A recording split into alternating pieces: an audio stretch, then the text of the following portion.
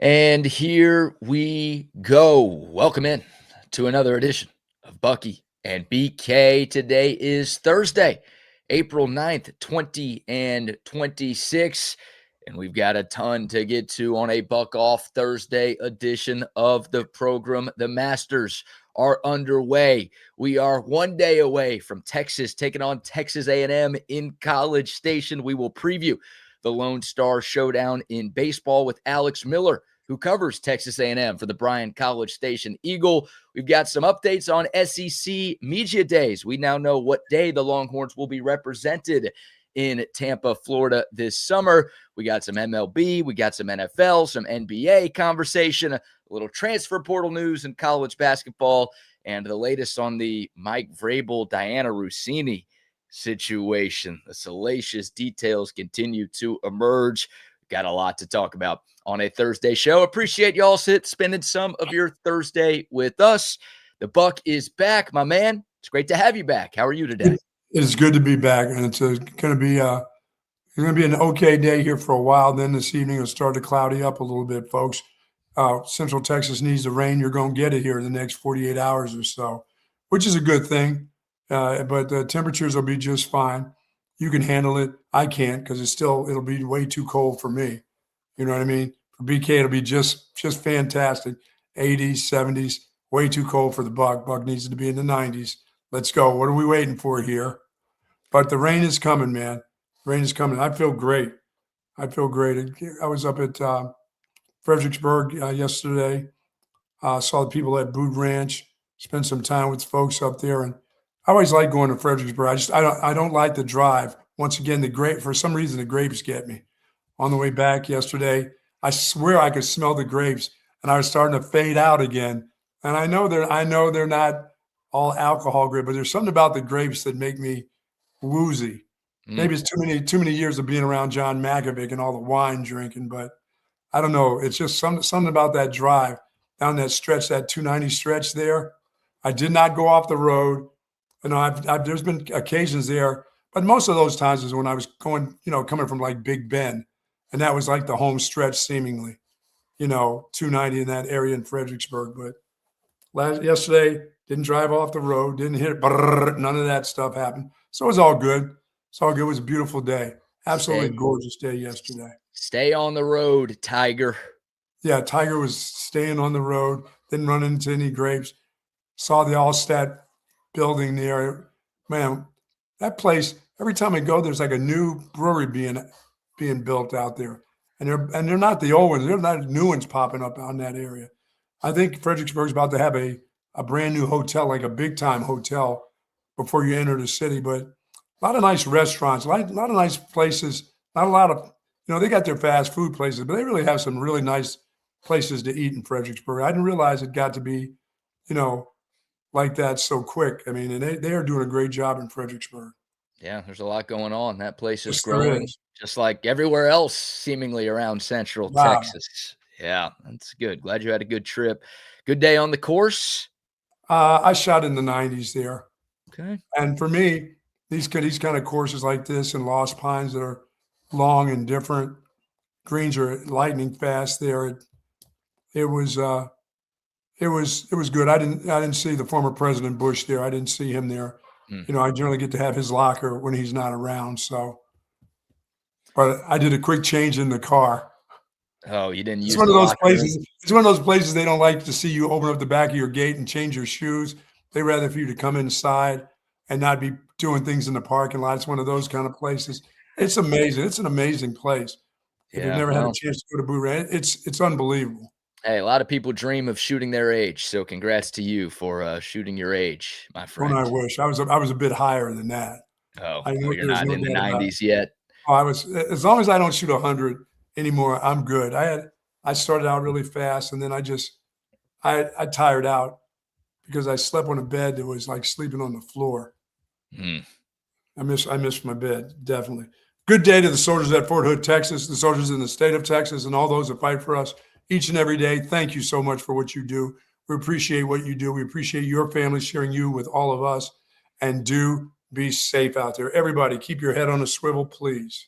Yes, indeed. All right. Well, let's dive into a little Texas football conversation here on a Thursday show. Yesterday, the SEC announced its schedule for SEC Conference Media Days coming up July 20th through the 23rd in Tampa, Florida this year. We're headed with the Oles.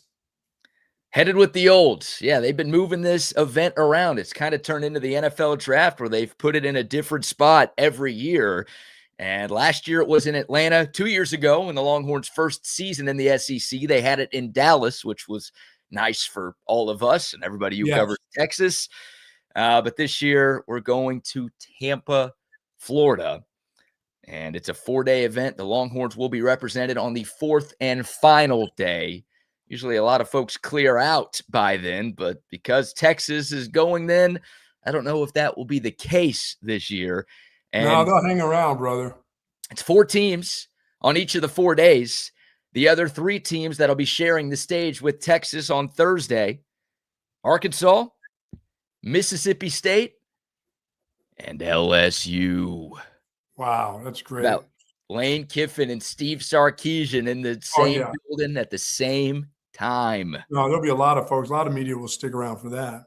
Yeah, and normally Texas is one of the teams you stick around for. And look, there are plenty of reasons to stick around to hear what Sark and the Longhorn contingent of players have to say. But with everything that Lane Kiffin has said and done this offseason and all of the headlines surrounding that LSU football program, that place is going to be a madhouse on Thursday. That'll be an awful lot of fun there. Maybe the busiest day of the entire week. Could be. Yeah. So we'll obviously preview that a lot more as we get closer to the month of July. But I did think that was pretty fascinating that they put Lane Kiffin and Steve Sarkisian, 2 of the biggest personalities and 2 of the coaches who honestly have the most to say in the entire conference, on that same day. Yeah, with 2 good teams.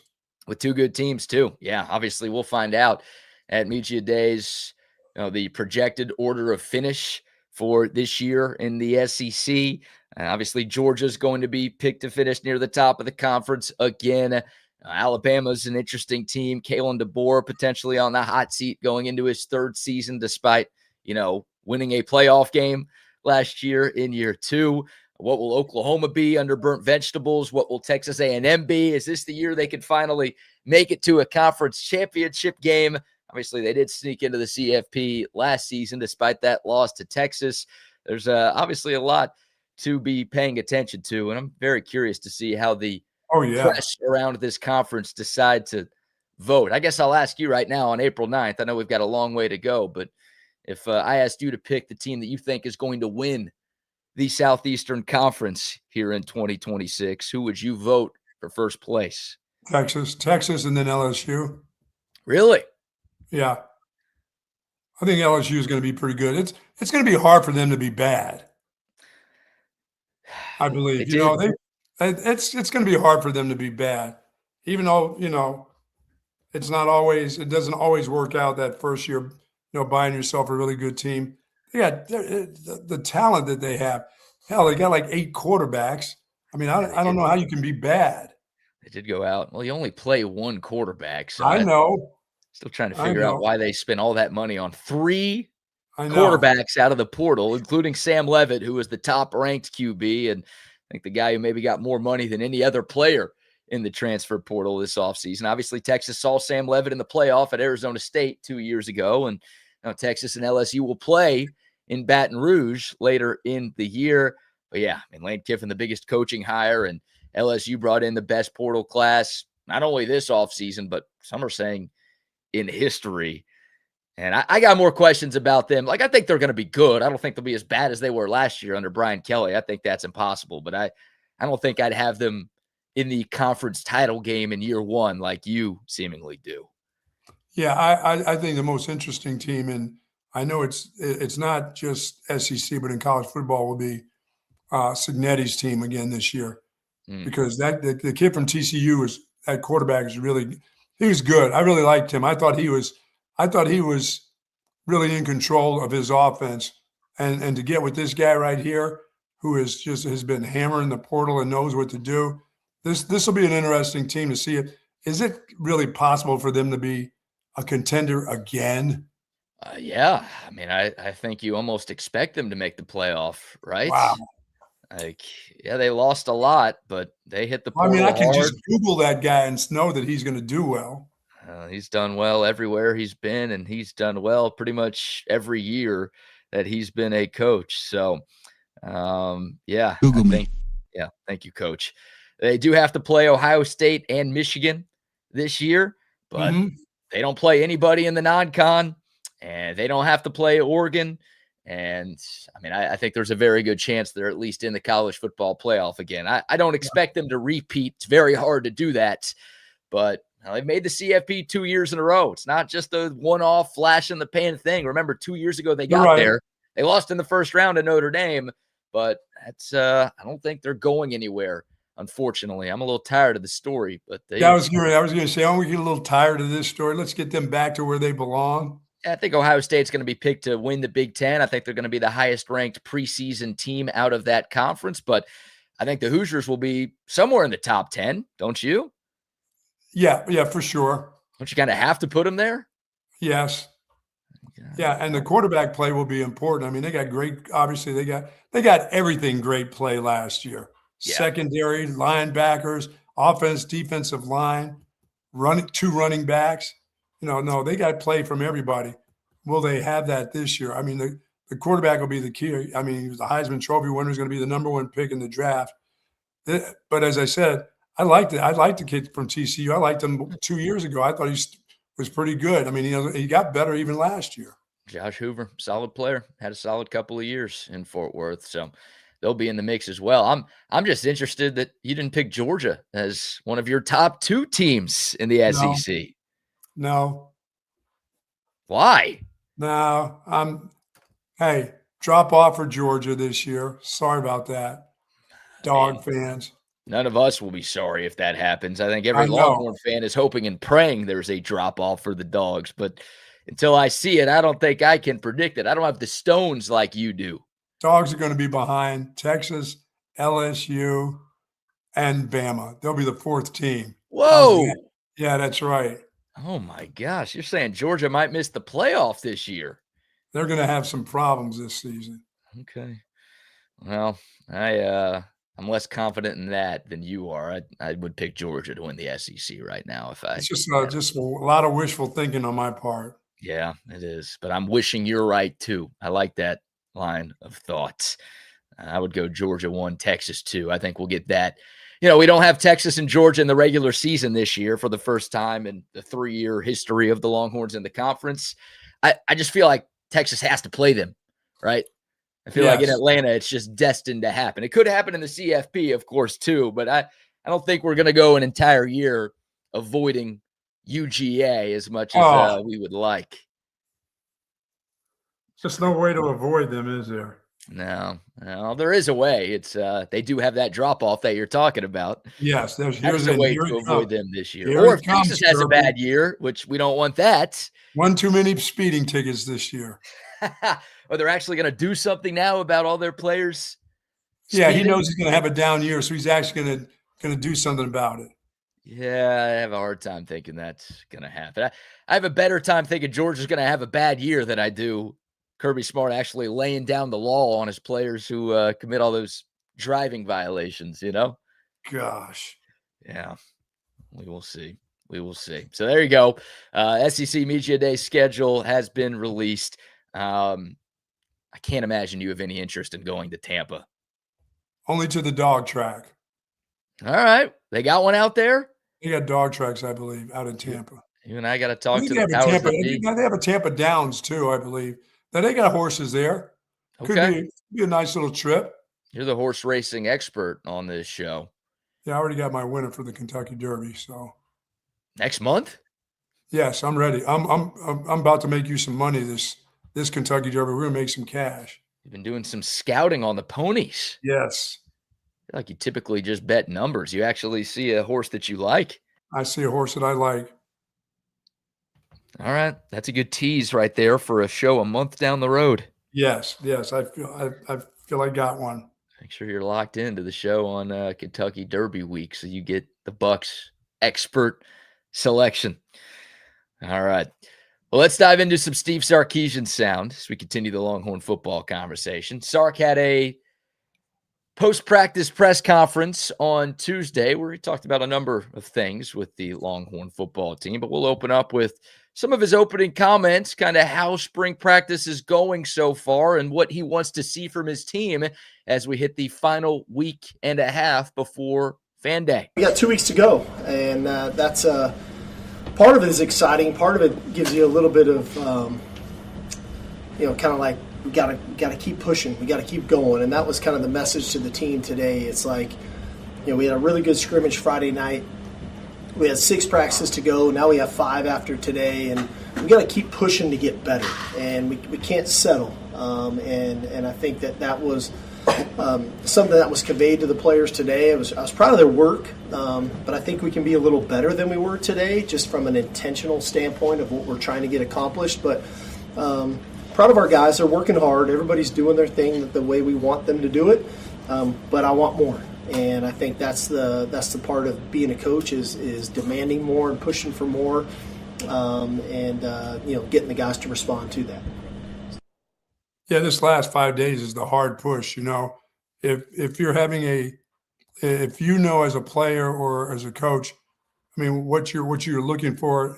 I know what you're looking for every day, but what you're looking for, at the culmination of this, like if you got a spring game where kids are getting excited about it, but you don't know what the spring game is really is it going to be a game? Is it going to be a couple, drills, goal line drills and things like that where you're not keeping score? It gets to be kind of tedious for guys.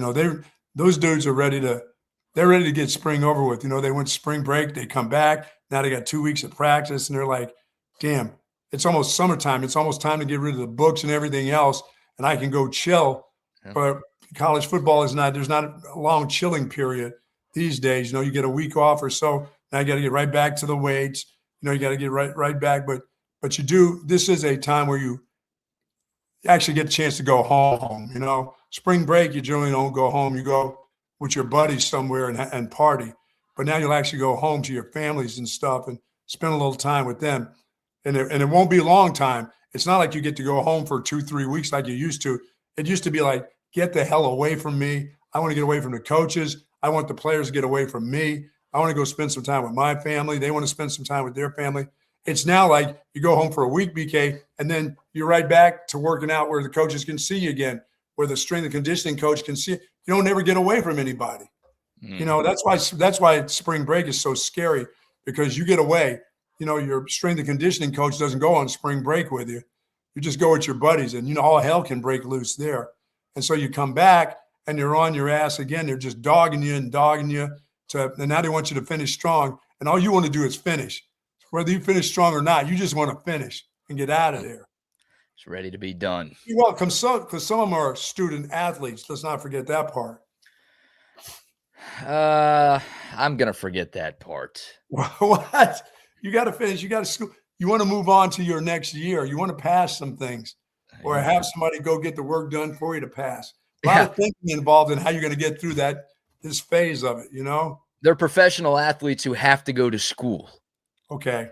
I'm going to rephrase student athletes to that now. Okay. But you're right. I mean, look, the fan day is next Saturday, April 18th, and then there's only 2 weeks left in the semester before final exams start. So these guys are so close they can taste the summer. And it's got to be tough as a coach and a coaching staff to, get the most out of your players right now, because they're all a little tired from having gone through a month of spring practice. And then on the other hand, it's like, we're still 5 months away from the first actual game that counts for anything. So why do we need to work that hard? Because we've got the summer and we've got fall camp. That'd be a little difficult to make sure all of your guys are locked in and engaged when you get to kind of the dog days of the spring, right? Yeah, and for the coaches, I think May is still when they still have to recruit high school players. They gotta continue to go to work, but they want to spend a little time with their families, before they get on the road and start that madness. They're sick of you. You're sick of them. Again, it's just how do you finish? And the head coach wants to make sure you finish strong. He doesn't want, you can't take 5 days and just do nothing about it just because you want to finish, just go out there and go through the motions. he's trying to get some stuff done. Yeah, 5 practices left, including today's, and then they'll have 1 on Saturday and then 3 next week. Steve Sarkisian was actually asked if it's harder to ask for more from your team in April. Here was his response to that question earlier this week. I think that's one of the hardest parts as a competitor. Spring ball is really difficult when you're just practicing and there's no real opponent that you're getting ready to play. The real opponent is yourself. Like, how much can I push myself to become the best player that I can become? And that's something we're trying to get our guys to understand. And there's certain guys that got it. Colin Simmons knows how to do it. He gets it. Ryan Wingo knows how to do it. He totally gets it. Raleek Brown knows it. He gets it. He knows what he's doing. But some of the younger players of how do I push myself? How do I compete against myself? How am I better today than I was yesterday? And what does that look like? And what does that feel like? And not being so consumed with the opponent that might be down the road. We're going to play plenty of good opponents in the fall. Right now, we're competing with ourselves of becoming the best players that we can become. Yeah, and some of these guys, I'll say they'll go home and do some of these guys won't stop their workouts, BK. Some of these guys won't take a lot of days off. I said take a week and just go and chill and eat all the junk you want, enjoy your family stuff. Someone won't even do that. Someone will take a day or two, and then they'll be right back in the gym, and they'll be right back doing stuff, hardcore stuff. So it all depends on the individual. There are guys that know how to do this, that have been doing it for a couple of years, and there's young guys that have no clue. This is their first time. What do I do? Do I go home to my mom and just have my mom feed me? And do I lay around in bed till 11, 12 o'clock in the morning? Or do I get my ass up early and go work out and then come back and chill out? Do I stay out till 2, 3 o'clock in the morning? I haven't seen my friends in months now. Do I go hang out with them? They're out till 2 and they're up till 2 and 3 in the morning. Or do I get my rest? What do I do? A lot of guys know how to do it, but there are guys that are doing this, for the first or second time that they don't get it. So It's not everybody that goes and takes a bunch of time off. Well, you heard Steve Sarkisian bring up 3 names there. Yeah. Colin Simmons, Ryan Wingo, and Raleek Brown. All 3 of them are upperclassmen. Simmons and Wingo. This is a job situation for them. Yeah, for sure. It's contract years for those dudes, right? And Simmons and Wingo are going into year 3 here at Texas. Obviously, this is Raleek Brown's first year in Austin, but it's his 5th year of college football. So he knows this song and dance. He knows the schedule. He knows the routine. He knows the kind of work that he's supposed to be putting in at this time of the year, where obviously for the younger guys, like you said, it's the first time for a lot of these dudes, and they've never gone through something like this. And maybe there's a bit of an adjustment period that's happening right now. And you understand Steve Sarkisian trying to get the most out of his guys because he knows he doesn't have an actual scheduled practice between April 18th and whenever fall camp starts in August. So he wants to make sure he maximizes the time that he has left with these dudes, at least the legal time that he has left with these dudes. And he's looking at everybody. He's looking at the coaches, who's coaching hard, with these last couple of days, how the coaches are. He's got a couple of new coaches that he's got to look at and say, wait a minute, you can't be on cruise control. You can't be on cruise control right now. If you're on cruise control, they're on cruise control. So you got to see who's still pushing guys, trying to get them to be the best they can be, man. Spring is hard. Yeah. For me, it was like, yeah, this is great. Can't wait. I get to, I'll get on the road here for the month of May. Back when you had to just go recruit, you recruited for the whole month of May, BK. You were gone. You may, if you're in the state of Texas, you'd come back on the weekend, see your family, but you'd be right back on the road to schools all over the Metroplex, all over this state. And it was nonstop. You go from May 1st to the end of May. That's what recruiting used to be. It just, that was your month. You had to get it done because once that started, when those kids went for the summer, it was all phone calls and things like that. Other than that, you didn't get to see them. But here, some teams have spring, high schools have spring ball that you can go watch. If you're going to different states, you could go to those states and watch spring. Yeah, there's a lot of that happening in Texas. Chill out, man. I got to get in those planes and go to San Diego and places like that. Yeah, why are you making it sound like you were working? That was your vacation. You were happy to be away from your family. What are you talking about? Come on, man. This was time I had to spend at soccer games, Yeah, oh yeah. You're so devastated you had to miss watching youth soccer games to have free trips across the country and to drink and eat on someone else's dime. How devastating must that have been? Yeah, it's good. I did have good times. Yeah, well, you did. You did. Unfortunately for you, you weren't making as much as these assistant Oh coaches my are making God. nowadays. Oh no, These guys are making high six figs to be position coaches at I Texas. know.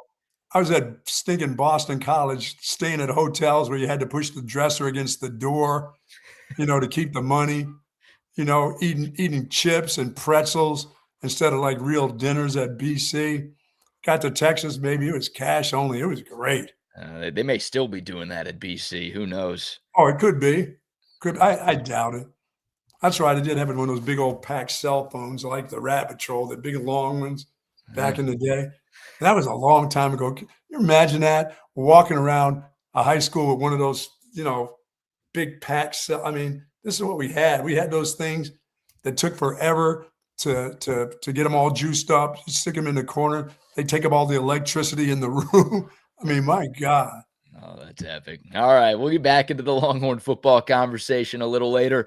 We've got more sound from Steve Sarkisian, including the most improved areas on the team from last year. I like Wow. hearing his answer to this one. In a moment, though, we will chop it up with Alex Miller, who is a reporter for the Bryan College Station Eagle. We are one day away from the start of the Texas A&M baseball series, so we'll preview that. We'll also Yes, check sir. on Aggie spring football as well. But before we chop it up with Alex, how about our first round of sponsor shout-outs? Folks, heal and recover, work smarter, sleep, reimagine, and live pain-free or relax the back. In BK's at the Hill Country Gallery, right across from Whole Foods in North Austin at the Gateway Shopping Center. Folks, you got to check that out. It's right across the street from the Container Store. If you've got problems, you've got pains, zero gravity recliners, Tempur-Pedic mattresses, pillows, the whole works, and all the accessories you need to give yourself the comfort that you want. And you can get this all at Relax the Back. As I said, live pain-free like the Buck at Relax the Back. Yeah, two great Austin area locations. Their stores are super clean and they've got everything you need to make your back pain go away forever. Or if you don't have back pain, they're going to make sure you never get back pain. That's exactly right. That's the goal right there. Shout out to Relax the Back. Also, some love to McCall Custom Homes. If you want to upgrade your home, new kitchen, new bathroom, maybe you want to add some new life to your outdoor space. Maybe you need a new story because you've got a growing family. You want to add on to your home. Doesn't matter. McCall Custom Homes, they can do all of that for you. It's a father-son team with more than 4 decades of experience in Central Texas, so they know what it takes to turn an Austin area home into something truly, truly special. Don't just take our word for it. They're A+ rated by the BBB, tons of 5-star reviews online, and how about this? Risk-free. They are offering free estimates to listeners of Bucky and BK. All you have to do is call or text Mike at 512-633-9580 or fill out the form at McCallCustomHomesATX.com. They'll come out to your place for free, talk about what they could do. Obviously, they'll listen to what you want to do, and then boom, you go from there. The best there is. McCallCustomHomesATX.com. It's McCall Custom Homes. We build value into your home. And don't forget our friend Matt King, who's going to go on a 2,000-mile journey across the country. And folks, he's doing this. One mission is to raise $1 million and create direct impact in the communities around the route. I mean, this guy's giving away. He's gonna raise $1 million and give $1 million away from Mexico. How about this? Mexico all the way to Canada on a bicycle, 2,000-mile ride. What's wrong with that guy? Man, I wouldn't even want to get on a plane ride that long. 2,000 miles with the plane rides that you take. Yeah, I wouldn't want to get on them either. But Matt's doing it. So go to therideproject.com and please give whatever you can.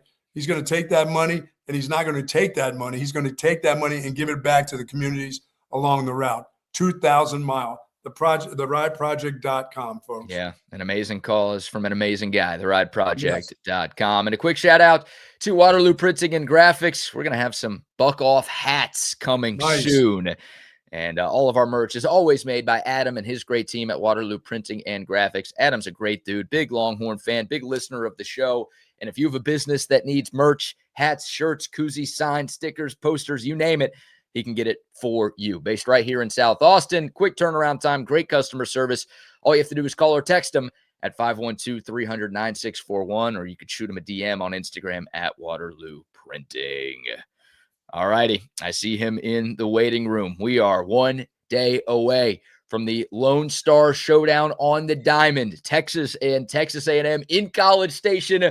What should be the craziest atmosphere in college baseball all year long.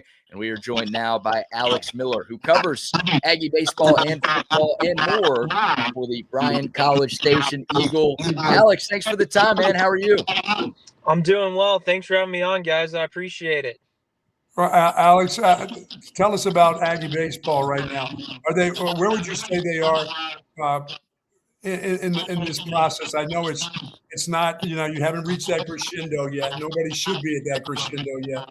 But is baseball? Are they playing pretty well right now?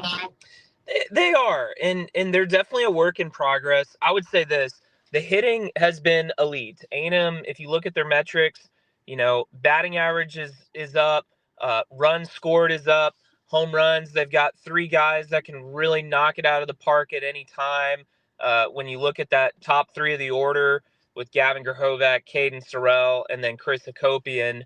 And then the big question right now is, can A&M get its pitching sorted out, particularly the starting pitching? Unfortunately for A&M, they've suffered a couple of really key injuries in the bullpen. And so now that they're trying to maybe mix some things around and get some guys some different looks, in different roles. It's going to be interesting to see how Michael Early and Jason Kelly, the pitching coach, really, kind of piece this together. The one guy who's been consistent all the way through is Aiden Sims, who has been the Sunday starter the entire season. And the good thing for A&M is that, they played Thursday, Friday last week because of the rain. They played a doubleheader on Friday with Vanderbilt. So if you're going to reshuffle your entire starting rotation, this is actually a pretty good week to do it, because everybody will be on full rest. Michael Early didn't divulge what his order was going to be yesterday. So I guess we're going to find out at 2 o'clock this afternoon when the SEC releases its probable pitchers. But I wouldn't be surprised to see Sims start tomorrow. The question is, if you move Shane Sadeo, who's been the guy that's really struggled in conference play, out of that Friday night role, where does he go? Does he go to the Sunday starter role? Do you just bump him back to Saturday and put Weston Moss on Sunday? If you move him to Sunday, does he start? Do they do an opener type deal with somebody else? A lot of questions, and this is a big weekend to potentially do something, because Texas is number 2, right? I mean, the Longhorns have elite hitting and pitching, and oh, by the way, it's the rivalry series, and Jim Schlossnagle's coming back here for the first time since he left. Yeah, no kidding. All right, Alex. Okay, we're good now. We're good now. There was some crazy feedback when we were talking before. Okay, now it's back. I know you're driving, so I'm scared to ask this, but can you turn down maybe your speaker or something? Because when you're talking, it's fine, but when we're talking, we're getting some crazy feedback over here. Yeah, no worries. Is that any better?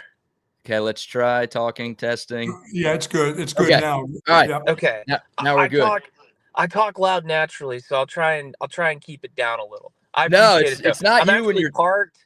Okay. I'm about to go to spring football practice this morning. We're gonna hear from quarterback Marcel Reed afterward, and so big day here at A&M. And oh, by the way, it's officially out. Kyle Field's gonna be hosting a World Cup warm-up match between Argentina and Lionel Messi against Honduras in June. So that's going to be a big event here in College Station here in a couple months. Wow, a lot going on there. All right, before we get to football and everything else, because I definitely want to ask you about A&M spring football, but the expected atmosphere. I mean, ticket prices for this series at Olsen Field at Bluebell Park are absolutely insane. I know A&M fans have had this date marked on their calendar for a long, long time. I mean, what are you hearing, and what are the expectations for what these crowds are going to be like this weekend in College Station? Yeah, I mean, it's probably going to be sold out. It's probably going to be it could be a record attendance, of course. I saw last night on social media that there was a group of students that were already camping out outside of the baseball stadium to, student seating there is general admission. So first come, first serve. So not too surprised. I think that's the first time I've ever seen students camp out for a baseball game. I mean, people do it for football and basketball, of course, but I don't think I've seen it for baseball. It's going to be rowdy. I do hope that people don't cross the line in what is said or tried to be done with Jim coming back for the first time. It's no secret that A&M fans feel a certain way about him and how he left and when he left and where he went to. And so Michael Early said yesterday he's pretty confident people behave themselves in the stands. But it's going to be rowdy. It's going to be raucous. It's A&M and Texas, right? I mean, it's always that way. And I do think this has been a really good thing for Texas and A&M to be in the same conference again, to be playing each other in every sport. A&M definitely did not have a true rival when they were in the SEC without Texas. At LSU at times, it felt that way maybe in certain sports, right? You play the same team that is as good. You're on the same level, so there's kind of that budding rivalry in that way. But it's just it was never the same. And I think that you've seen in the last 2 years, whether it be baseball or football or softball or whatever, there's been some really good games with some really high stakes. And this is a really big series for the SEC standings going into the second half of the season, no doubt. I mean, it's going to be stupid, but as long as it's not dangerous, there's always going to be a couple knuckleheads in the crowd. It just is that way. As long as it just doesn't get dangerous, for other people, for people that are around it. So it should be a lot of fun. Yeah. Alex Miller of the Bryan College Station Eagle. One more baseball question here, Alex. I mean, where's the Aggie fan base at with Michael Early? Obviously, year one was a disaster. A&M opening the year as the preseason #1 team in the country. So much talent coming back from that team that finished 1 win short of a College World Series 2 seasons ago. But A&M struggled all season long, failed to even make the NCAA tournament. Obviously, year 2 is off to a much better start. The Aggies are in the top 20 in the country. They're kind of in the thick of things when it comes to the SEC standings. Has this fan base come around on Michael Early, or is there still a lot of wait and see with him? I think there's still some wait and see. I think that him getting to the NCAA tournament this year would definitely be, he'd be safe for sure. I don't see A&M making a change if they make the postseason this year. He could win a lot of fans this weekend if they could beat Texas in a series. But I think that if in Michael would be the first to tell you this, he is not the same coach as he was a year ago. He didn't know what he didn't know, and he learned some really hard lessons, and he's improved in a lot. They dismissed one of his assistants that I think they were pretty tight, and they brought in a guy, Cliff Pennington, to run the infield defense and base running. And A&M's defense in base running has been a lot better this season, and I think that they have been able to stay in and win some ball games because of that. And so just the little things and just the different approach maybe to being the head coach has really paid off this season for him. And I think that they are headed in the right direction. This is a team with a lot of talent. It's just a question of how high could the ceiling really be. And I think this weekend will be a good litmus test because this will be A&M's biggest test of the season. They played UCLA in a 1 game in that tournament in Arlington, but it's so hard early in the season, right, to gauge certain things in just 1 game in a tournament like that. This is a legit test. You got number 2 coming to town. It's your rival. They are stout across the board, and we'll really learn a lot about this A&M team this weekend. All right, and a little football, Alex. I got to ask you about the growth of Marcel Reed. I mean, this is going to be an important year for him. This is one of those ones where he either gets it done or you'll be looking for another quarterback. You got to find that guy, and it just seems like he's getting close, and then there's a step back. I mean, is this a young guy that, I mean, obviously physically he's got all the ability in the world to get it done. I know there's some parts that you got to put around him, but you're also going to be missing a few parts offensively, and especially at the wide receiver position, I believe. Yeah, I think that for Marcel, the biggest thing is can he figure out some of the turnover problems that he had, right? Mm-hmm. If you go back to that Texas game last year, and when it really started against South Carolina when A&M got down in that 30-3 right. hole, and I'm pretty sure he's responsible for 3 turnovers in that first half. Now, of course, the heroics, they won. it was a crazy game, and you kind of forget a little bit about what happened in the first half sometimes. But turnovers from Marcel really cost him in that last game against Texas of the regular season, and then of course in the first round playoff against Miami. I'll be curious. This will be our first time talking to Marcel during spring practice today, and so I'm really curious to see what he has to say in regards to, was there a common thread in some of those turnovers? What has he been doing to improve in that area? There's no doubt that this team has a lot of respect for him as a leader and really follows him, which is a good thing to have as a quarterback, right? Like, you need that in your quarterback. You got to have the team behind that person. And there's no doubt he can make big plays and win big games. But what's the ceiling for him, right? And you're right. Him as an upperclassman now, he's got to take that step forward. I think for A&M, just from a big picture perspective, getting back to the playoff would be just such a big deal because they've had so many kind of mountaintop moments. If you think about Johnny Manziel winning the Heisman in 2012, or the team, finishing 5th in the nation in 2020 and winning the Orange Bowl, but they've never been able to follow that up with another good season this century. And this is an opportunity for them to do that. Big questions of how the offensive line and defensive line are going to come together. They lost 4 starters on the O-line, 3 starters on the D-line, brought in a lot of transfers, a lot of them with SEC experience. And so you're right. This is a big season for Marcel, and they got to get it right up front, because that was a big reason why he succeeded so well last year, was because of the offensive line play in front of him. Mm-hmm. Yeah, the reason I was saying it, because the wide receivers are, when you have the kind of wide receivers that he had that are, top draft choices in the NFL, these guys can end up leading the quarterback instead of the quarterback leading them. They can do all the, hey, you got to hit me, I'm open, throw it to me, don't worry, I'm going to get open. It's almost like those guys are just a little bit older, a little bit more mature than he was. So I'm thinking this year that those guys aren't there. He has to be the mature one, and where the ball goes, when it goes to certain spots. So it'll be interesting to see how that works out. Well, the good thing for them, too, is they've got 2 guys coming back in Mario Craver and Ashton Bethel-Roman, who had a whole season with him, good rapport there. And then the big thing that they missed last season was they really did not have that big-bodied X-receiver that could make those one-on-one contested catches. Mm-hmm.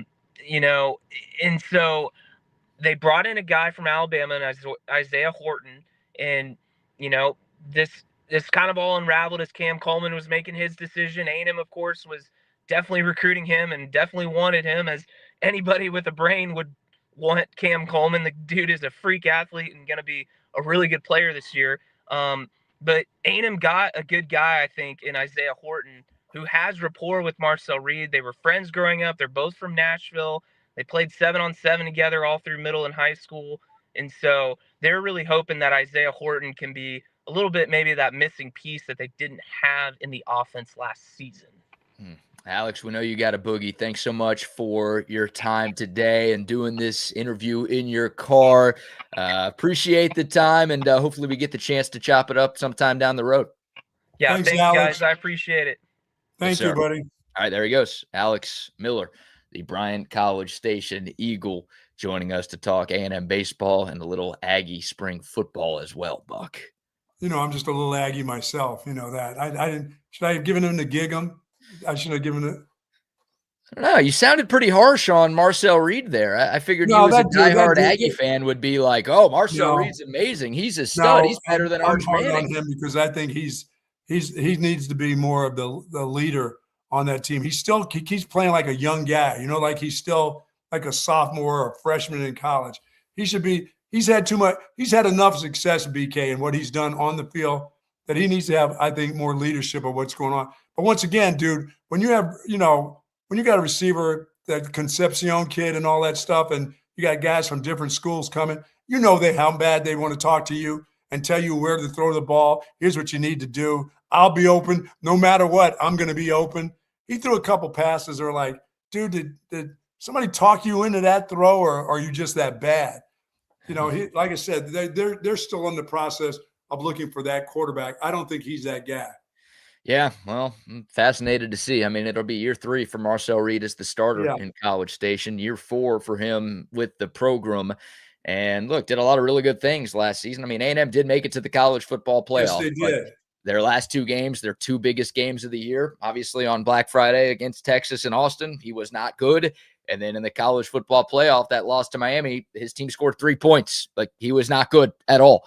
So again, took some big steps, was clearly better in 25 than he was in 24. But obviously A&M has aspirations of building on what they just did. And if Marcel Reed doesn't take another step, then they're not Right. going to do that. Absolutely. Yeah. He'll have to be the guy leading the team. Yeah, well, you would think he would be, but I've always been a Marcel Reed doubter. He honestly Yeah. was better than I thought he would be last year.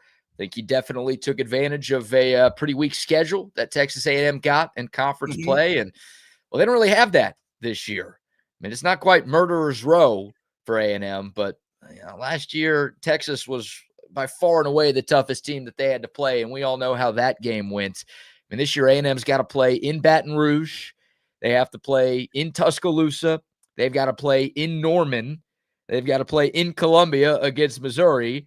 And obviously, Texas comes to town for the final game of the year. So, Yeah, they'll have to be able to, that offensive line will have to, they did okay last year with them, but they'll have to be able to run the ball. They can't have great running backs that aren't healthy. You know what I mean? They can't have a boatload of guys that are always hurt. They need to have guys stay healthy through the year a little bit better than they did. They had like 3 or 4 guys that could run the ball, but they never seem to be healthy. They all seem to be, well, this guy won't be playing for these 2 weeks. And then another guy would come over, he'd get hurt and miss a game or two. They need to have a healthy running back room. Just not a good one, but a healthy one. yeah, Ruben Owens staying healthy would be big for them. And of Yes. course, they've got a new offensive coordinator, too. Colin Klein taking the head coaching gig at his alma mater, Kansas State. Now it's Holman Wiggins, who was an assistant. He was on A&M staff last year, so he's familiar with the team, and Mike Elko. But obviously a different beast when you are the guy calling the plays and running the Yes. entire offense versus just being a wide receivers coach. So, yeah, big year 3 for Big Elko in College Station. Is that a good nickname? Big Mike? Big Elko? Mike. Big Mike? Big Mike is good. Big Mike is good. I feel like you say Big Mike about a lot of people. Like, that's a pretty Yeah, common. absolutely. We're not. Doesn't mean it just means that they're big. That doesn't mean that they're totally round shouldered. Just saying we're nice. You say like big guy. Hey, Big Mike. Yeah, hey big guy. Hey big Mike. Hey, he's Here, big guy. Mike. Here, Yeah. big Mike. Have a Hat Creek burger or 6. Yeah, I'm a little worried if that guy goes to Hat Creek Burger, they might be out of product for the rest of the day. See, you didn't have to go that. So the guy can eat a burger or 2.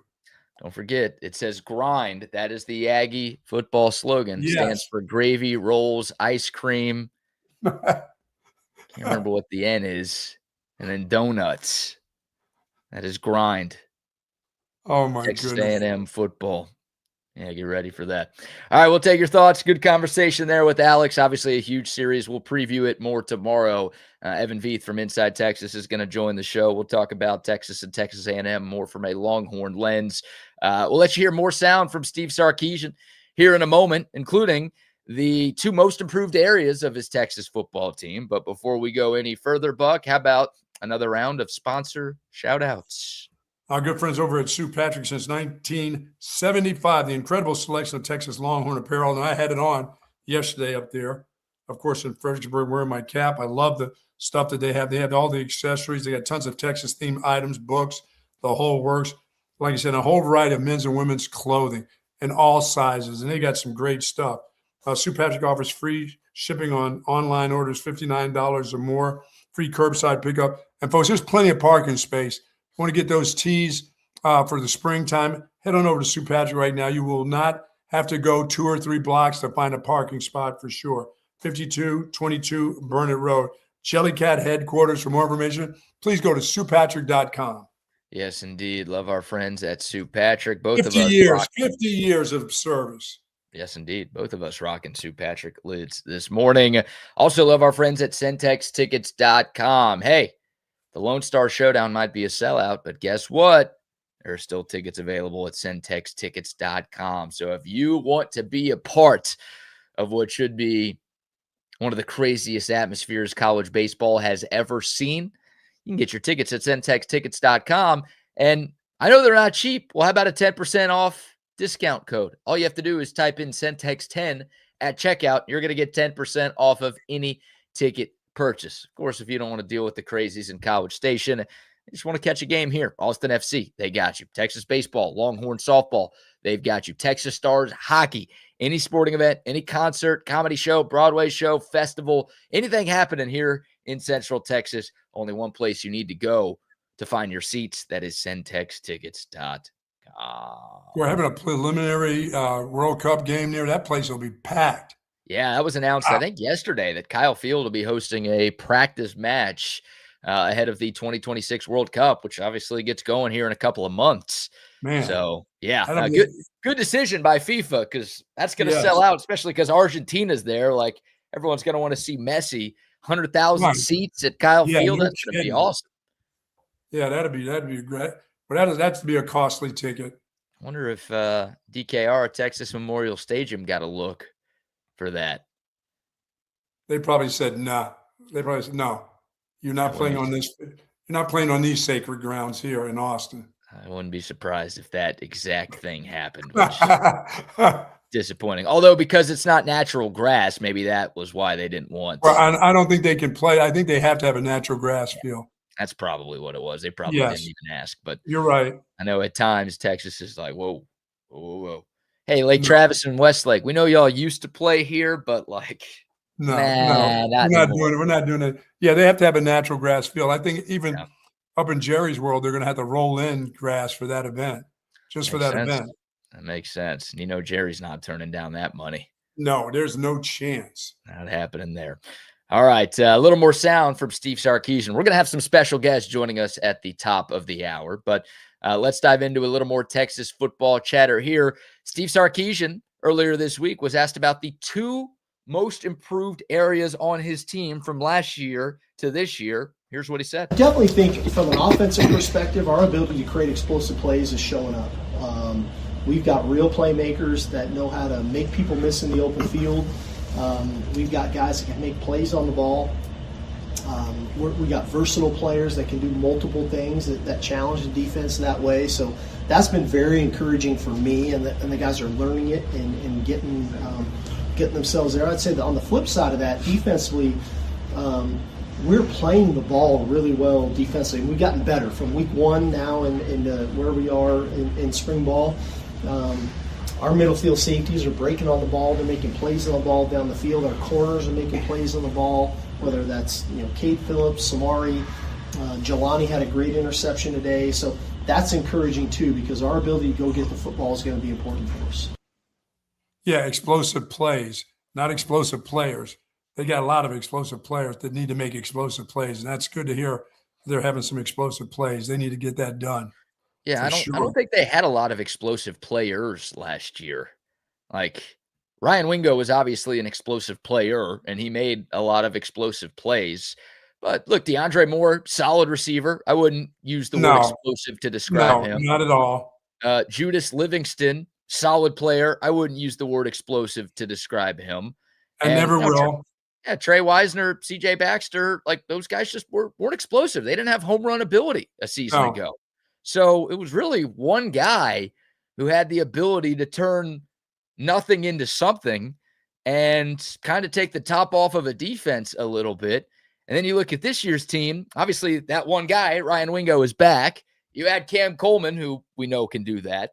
You add Raleek Brown and Hollywood Smothers, two running backs who could do that. The way everyone's talking about Derek Cooper, the true freshman, it sounds like he could do that as well. You've got Jermaine Bishop, the stud freshman receiver, who is seemingly super explosive. So I don't think it's just lip about service. 10 guys that can get it done. Yeah, I don't think it's just lip service from Coach Stark. Like, it makes sense that he's saying, no, we're creating a lot more explosive plays in practice. They have a lot more explosive players right now than they did at this time last year, Buck. Well, yeah, I mean, and then you include the quarterback, who is one of the most explosive players in America. That's, you're not going to see him do a lot right now, but boy, when the fall comes, boy, that's a group that's going to be hard to handle. Yeah, Arch Manning's not doing a whole lot, like you said, in the team periods right now. So I don't even think Sark was talking about him, but we know how good he is and obviously how much of a dual threat he is. Just ask Michigan. in that bowl game.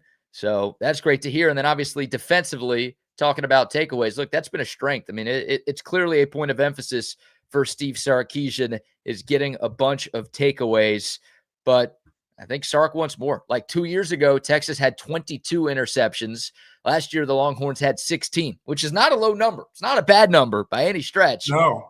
Longhorns top 10 in the country in terms of takeaways in 2025. But you think of the decision to move on from Pete Kwiatkowski and bring back Will Muschamp, a more aggressive, chaotic style of defense. It's clear that Steve Sarkisian wants more takeaways, and it sounds like he's been getting more takeaways. And he should, and he should, especially with this. If this defense is going to be aggressive like that, it sounds like the offense is starting to gear into some of the things that the defense is doing.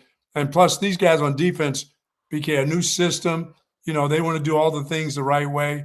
And once the spring is over with, you get to fall camp. I mean, you're talking about full bore into what they're trying to do. That's one of those deals, like you said, over the next 5 days of practice, they want to get all their stuff in. They don't want to be coming back and having to reteach stuff that guys have never heard. Well, they want to get it all in the spring, and they can. These 5 days will be important to get a bunch of stuff in, and they don't expect you to come back here and say, "Oh, I forgot this is what we're doing in this type of defense." They won't buy into all that. Yeah. I mean, the spring is not about game planning. It's not about opponents. It's about identity. And I think getting your stuff in, getting everything you can get in, pile it up on them. Yeah, and I think the identity of this Texas defense, at least in Sark's perfect world, is takeaways, being aggressive, not just being around the football, but actually being able to make plays on the football when it's in your area. Takeaways isn't just a stat, it's a mindset. Like you have to preach that. You can't fake it. You've got to scheme it, but also you've got to have the right players who can go out and get the football. And it sounds like Texas has that. And Bo Masco, the Rutgers transfer, it sounds like he's been intercepting a bunch of balls at practice. You heard Sark talk about a couple of the safeties and a couple of cornerbacks there. Yep. It's clearly that is what Texas is emphasizing right there. And with this pass rush being as dangerous as it could be, obviously led by Colin Simmons, if you have guys on the back end with that ball hawking ability, I mean, defensive stops are always great. You don't complain about getting punts. That's awesome. But if you get takeaways, those are game-changing plays. Yeah, well, they changed the field position too. I mean, this will be important. You're right. Talking about making life a lot easier for your offense. I mean, I think this offense is going to be good enough to where they won't need short fields to be able to move the ball and put points up on the board. But obviously, if you're able to get those takeaways, then that only makes life easier for Arch Manning and his complement of players too. No doubt. Yeah. And, teams that win big, they take the ball away. And obviously turnover margin. It's not just takeaways on defense. It's protecting the football on offense. You look at 2 of the last 3 national champion winners in college football. They led the country in turnover margin, Buck. Indiana this past year, Michigan in 2023. It's not coincidence. That's not just luck. Like that's clearly something that matters. If you're able to protect the football on offense, if you're able to take the football away on defense, look, the Longhorns were top 5 in the country in turnover margin last year. They weren't bad at that, but they clearly want to be better. And that's a stat that can go a long way into this Texas team achieving the goals that we all have for them. Yeah, I mean, you're going to have to rise to some of these stats because there's going to be some of them that you hope will change, but I don't expect to see a drastic change in a couple of them, like penalties. You don't expect to see a drastic change in penalties? I would hope to see it, but I don't know if that. I don't know what that's going to look like. I'll see it when I see it. What would constitute a drastic change for you? How about 5 a game? Okay. I mean, they were 136th in the country last year. So where do they need to be in terms of the rankings for you to consider it drastic? Top 30. Oh, that's over 100 spots. Yeah, that's drastic. That's very drastic. Yeah. Okay. I don't think they're going to be there. I don't think they need to be top 30. I would like for them to be top 30, but can we just get top 50? Can I ask for that? I was getting ready to say 50, but I got to be better than the top 50. That's asking 20 more slots. I know that. Okay, we'll go back to we'll go to top 50. Think about what you're asking. Think about what you're asking for today. You're asking for Georgia to be horrible at football and to finish like outside of the top 3 in the SEC. and you're asking for the Longhorns to be one of the least penalized teams in America. I'll go with you. I'll go top 50. Okay. All right, top 50 I could deal with, but Texas hasn't been top 50 in the last 4 seasons.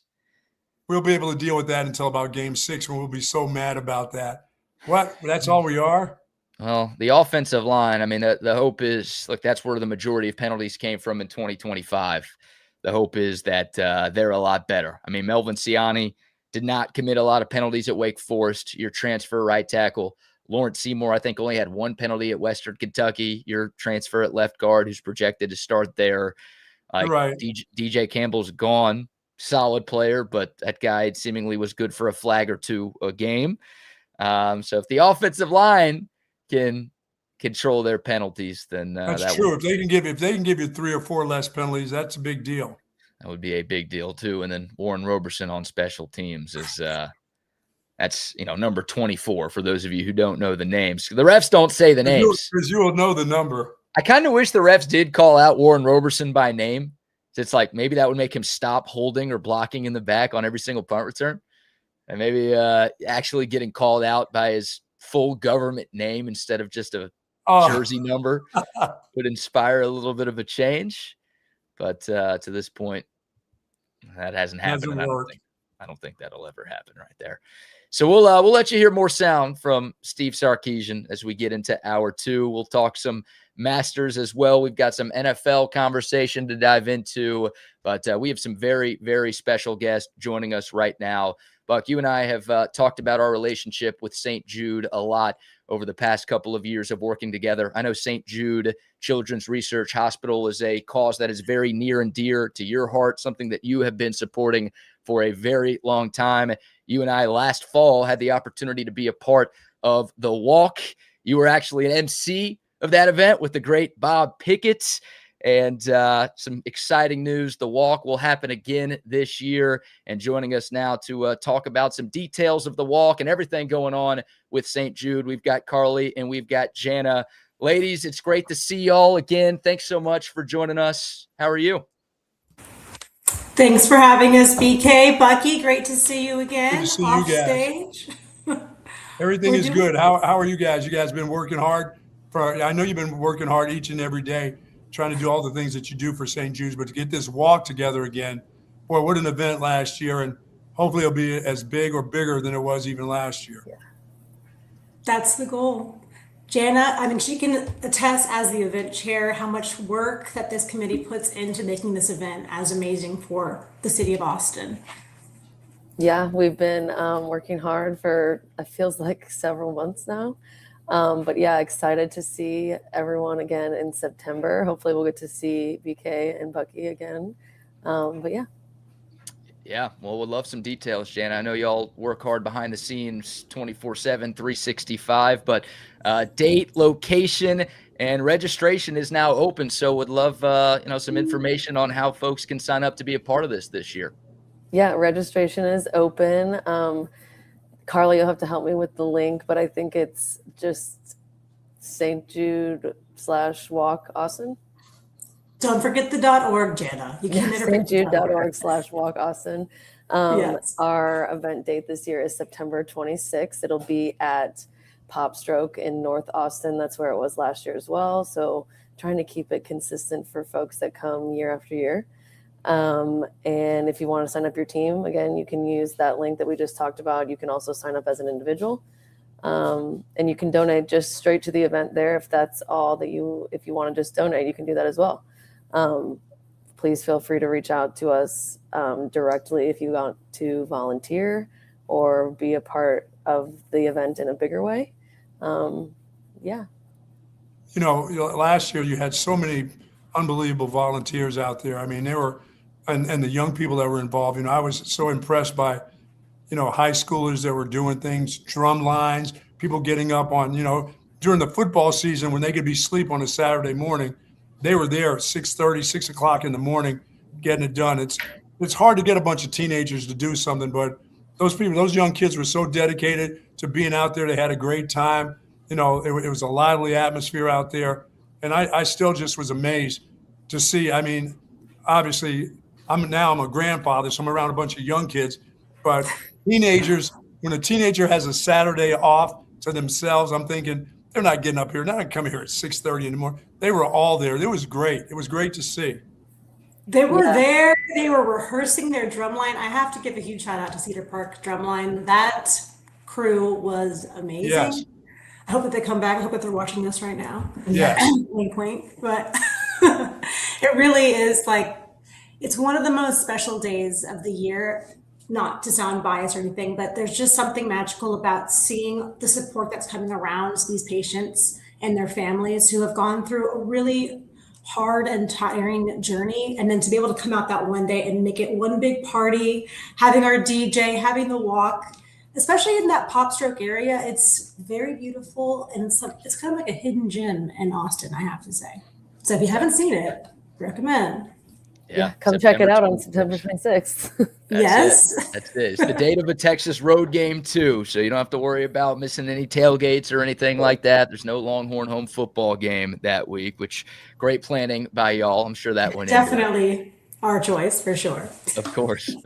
But just posted a link also in the comment section. So for those of you who are tuned in right now this morning, definitely click the link for information about how you can sign up to be a part of the walk, how you can volunteer, and of course, how you can donate as well. The goal is $175,000 this year to raise for St. Jude. And Carly, I'll go back to you and just ask, why is, we've talked about St. Jude before. We've talked to y'all. We've talked to Scott. We've had, patients come on the show in the past, but would love just a refresher about the work that St. Jude is doing here in Central Texas, but also all over the world, and why it's so important for folks to help support the mission that y'all are a part of.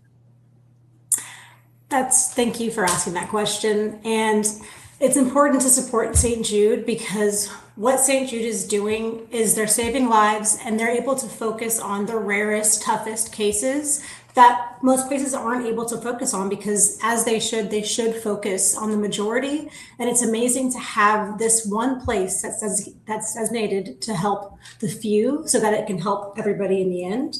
So when you are supporting St. Jude, they share all of their research globally. So for example, here in Austin, Dell's Children's, Texas Children's, they are all impacted by the research and the findings that St. Jude has discovered and shared. Yeah, childhood cancer is awful. It is. I've been a part. When I got a first paycheck and I got something from St. Jude Research Hospital, I started out a long time. I was watching the Danny Thomas. I told people how I used to watch the telethon with Danny Thomas, and then Margot took on what her dad was doing. It has been just so much love through those folks. And Danny Thomas, God rest his soul, started something that will never end. And now I hope childhood cancer will end at some time, but what he started has grown and grown and grown. As you said, the research hospital itself, it's not just about what it does here, it does it all over the world. And it's something that I give to monthly and will continue to do. And to see those kids suffer, and mom and dad and mom and dad having not to pay just to come to the facility, free. Not cost them anything. They get their meals, they get everything taken care of. That's hard to do. It's hard enough for a family to have a child with cancer, much less have to afford to get them, to where they have to do to the research hospital and having everything taken care of. And people's donations are huge for that. They are truly life-saving. And I always say this, but people budget for their child to have their first car or for college, but they never budget for their child to hear those words that your child has cancer. And on average, it's upwards of $500,000. And that's just for kind of like the most common cases. So we have a lot of patients that are upwards of over $1 million a year. So. Wow. And how is the campus? Liz? Is it continuing to grow? Yeah. Jana, she was there, was it last year? It is. The campus is awesome. It really, I already held this cause really close to my heart, but after seeing the campus, it was like, wow, this is incredible. And it's all because it is fully funded by donation and grants and things like that.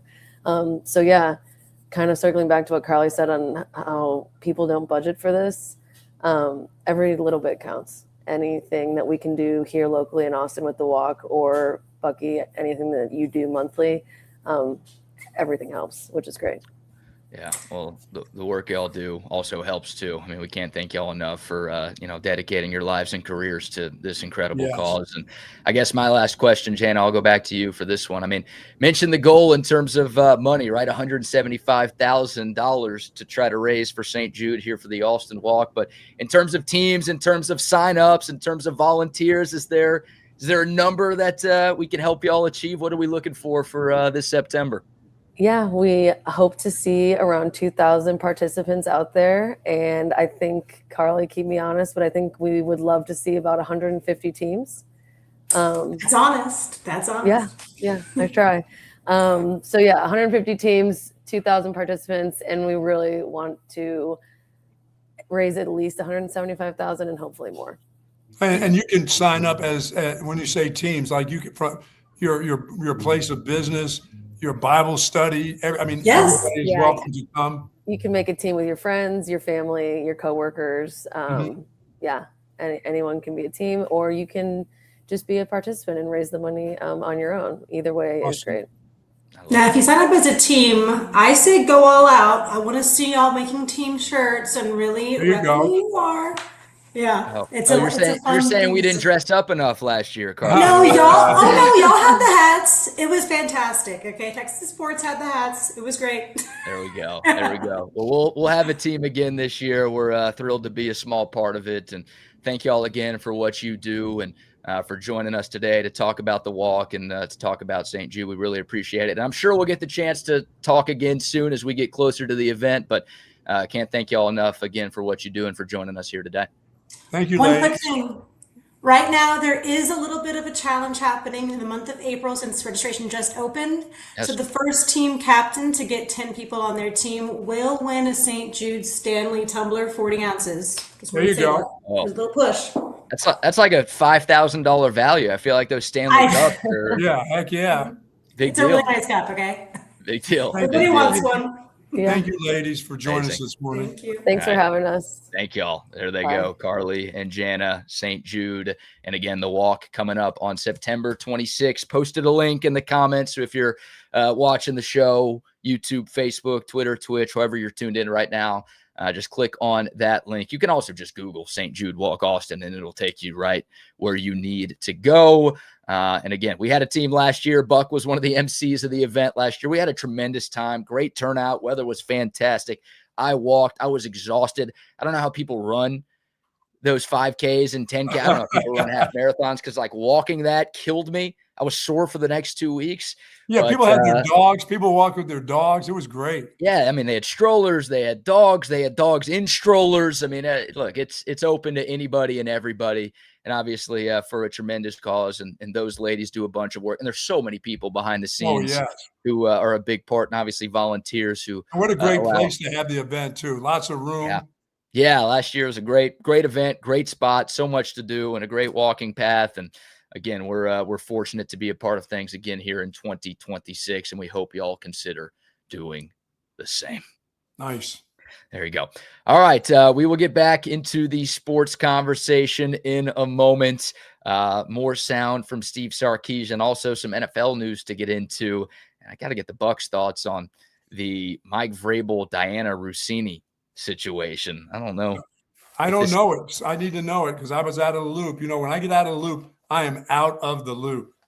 It is amazing how you can unplug from the rest of the world the way that is so easy for me. Leave my cell phone underneath the mattress, where if I go somewhere, I just all I know, if I don't hear from my wife or my kids, life is good. As long as the phone stays silent, you're all right. Yes, it's all right.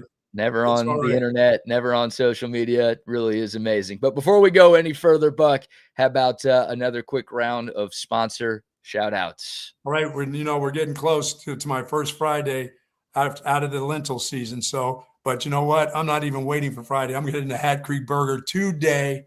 I'm headed there today to get my double with cheese, of course, get my regular fries and that strawberry milkshake. And that's exactly what they have. Hat Creek Burger Company, founded in 2008, serving burgers, fries, and shakes. Hat Creek always is a place for good food, good folks, and good fun. It's just that simple, folks. And they are so proud of what they do at Hat Creek Burger, and you will be too. Over 30 locations throughout the state of Texas. They got great playgrounds for the kids and happy hour for the adults there. And their locations, at some locations, serve breakfast. So if you're thinking about taco this morning, they are open. There's some locations that are open at 7 a.m.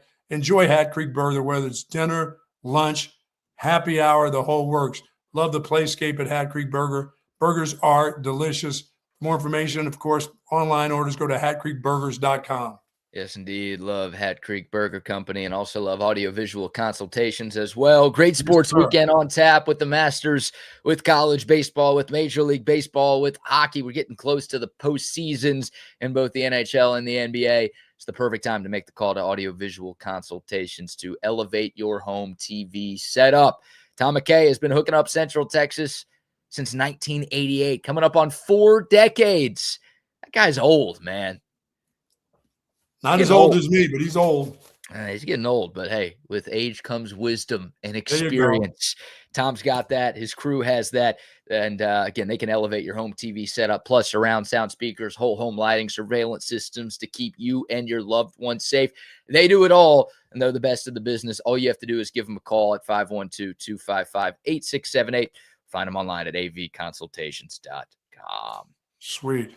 All right, so let's dive into a little NFL conversation here, Buck. Some interesting headlines out of Houston yesterday as the Texans reportedly have picked up the 5th-year options for both C.J. Stroud and Will Anderson, both drafted in the same draft, back-to-back picks. Remember, Stroud went number 2 overall, then the Texans traded up to number 3 to draft Will Anderson out of Alabama. I don't think it's any surprise that Will Anderson is getting this option picked up. That guy is a monster. 12 sacks, 20 TFLs, a huge part of the Texans' elite defense a season to go.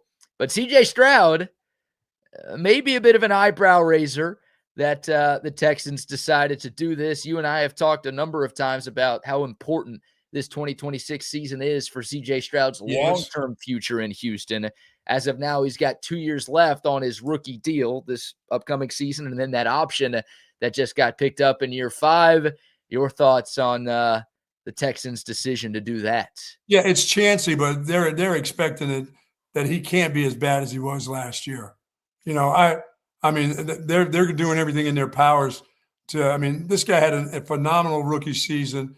You know, he's still been to playoff games. He's just in certain games he's just not played well. And quarterbacks they're hard to come by. You can't. It's just hard to give up on a guy that. I mean, some would say it's too soon, and others would say they should have given up on him last year. I think they're gonna give him a great look, but they want him to be as comfortable as possible, BK, if they decided they're gonna do all this stuff. You know, they don't want to make it seem like, you know, we really doubted you. You know, we didn't think you were gonna get this done. They want to make it seem so when he's ready to have a deal that he's gonna give, not only they're gonna give him a good deal, but he's going to give them a good deal too, the best deal possible. Yeah, you know, they believed in him. I don't think the Texans are having long-term negotiations with C.J. Stroud right now. Yeah, I don't think they can. And he's been solid. And look, he wasn't that bad last year during the regular season. Right. Like, only had 8 interceptions. You know, threw for 3,000 yards. Had the highest QBR of his career. The Texans were 9-5 in the games that he started. It's not like he was that bad in the regular year. He was a big part of the Texans making it to the playoffs last season. But in the playoffs, and we know how this works, when you're a quarterback in the NFL, your legacy is defined by what you do in the postseason. And C.J. Stroud had 7 turnovers in those 2 playoff games. Obviously, they won one of them in Pittsburgh. Right. He was not the reason why they won that game. The defense just shut down Aaron Rodgers, and they forced a bunch of takeaways from him. But 7 turnovers in 2 games, obviously very costly in that divisional round loss in New England. That's the next step. Like, I don't think anybody really cares what C.J. Stroud does in the regular season anymore. It's, okay, he's got to get the Texans back to the playoffs, and when he gets there, he has to prove that he can be the reason why the Texans are winning games in the playoffs and why they take the next step as a franchise. Well, I think that one of the reasons he's going to be successful is David Montgomery in that backfield, if he's healthy, is going to help take a lot of pressure off of him having to throw to a bunch of wide receivers that keep getting banged up, or somebody's hurt, or somebody's missing for a year, or somebody's missing with hamstrings for 5 or 6 games. I think if that group is healthy and they've got a healthy run game, he's going to be just fine. Well, yeah. I mean, I didn't love the Montgomery pickup as much as you did. I think he's a solid player. I just don't know if I trust him to be a true number one. And they've got Woody Marks there too, and we'll see what they do in the draft. I think it's a combination. They should be okay. I think they'll be okay. They're not going to be bad, but it's not like a feared running back tandem in the NFL. Like he had Gibbs with him in the backfield, like when he was in Detroit. It's not going to be like that. No. Yeah, I mean, I think about like Philadelphia 2 years ago when Jalen Hurts won the Super Bowl. It's like you've got a guy like Saquon Barkley back there, and you don't have to do nearly as much. You have those weapons on the outside. You don't have to do nearly as much. The Texans' weapons aren't bad, and Nico Collins is a very good receiver. The 2 young guys from Iowa State look good in their rookie years. Tank Dell should be back. Can he actually stay healthy? A big question for him. Dalton Schultz is a solid tight end. It's solid. It's solid weapons on the outside, but I mean, CJ, they're not good enough to carry CJ Stroud. He has to do a lot for the Texans to get there. I mean, they've never been to an AFC championship game. They keep making it to the divisional round, which is nothing to shake a stick at. But at some point, again, they've got to get over that hump. And with that defense, you're running. Your days are limited every time you get to a season and you don't make it. That's it. Like you have a Super Bowl ready defense. Like the Texans and the Seahawks had the 2 best defenses in football last year, and one team won the Super Bowl. The other one fell flat on their face in the postseason. Right. And not to say Sam Darnold's elite, but he was obviously good enough to, okay, hey, I got all this talent on defense. I'm just going to drive the bus a little bit, make a few big plays here and there. Like that's all CJ Stroud needed to do. And he didn't. I mean, he was literally taking a gun and pointing it to his own sideline basically every time he was on the field during the postseason. So big year for him. There's certain things that the quarterback has to do, and turning it over in the playoffs is one thing he can't do. Yeah, you don't have to do that. You don't have to throw it to the other team. You can throw it to your team. You can throw it to your team or throw it into the sideline, or just can't throw it to the other group. It felt like his internal clock was totally sped up in the playoffs. And yeah, it's just weird. I mean, you said it, his best year was his rookie season, and he's been chasing that ever since. Look, the Texans offensive line has not been very good the last couple of years, and they've reshuffled the deck up there. And I think they're going to spend their first round pick on an offensive lineman here later this month. The draft starts 2 weeks from today. We'll obviously ramp up our conversations on that as we get closer. So it hasn't all been his fault, but you think about the quarterbacks in the AFC, the guys that he's going to have to beat to get there. The Texans caught a break. Like Patrick Mahomes was not in the playoffs last year. Lamar Jackson was not in the playoffs. Joe Burrow, not in the playoffs last year. Josh Allen, they were on the other side of the bracket last year. So you didn't have to go through those guys, but odds are you're going to have to see them. Plus Drake May looks pretty good. Plus Denver's going to be pretty good. Like, you've got to have a signal caller that you believe can go toe-to-toe and throw for throw with those dudes. And I don't know if anybody in Houston really feels like they have that with CJ. Well, they have this. They're going to give him a shot and everything they can do with it this year. Because as I said, you can't let that defense keep playing the way they're playing and have your quarterback play be this bad. You got to start making plans. Right. Picking up that 5th-year option, like it doesn't guarantee that like CJ Stroud has to be the starter in 2027. He'll be the guy this year. We know that, and he should be the guy. Again, he was good enough during the regular season to where he's earned that opportunity. But, man, if it's a big step back for him, and if what we saw in the playoffs shows up in the regular year and the Texans missed the playoffs, like they keep making the playoffs under DeMeco Ryans and with CJ Stroud. If they don't this season, and I wonder about that AFC South. Obviously, you've got Jacksonville. They won the division last year. I think they're going to be solid. Indianapolis got off to that great start, and then Daniel Jones got hurt. How good are they going to be?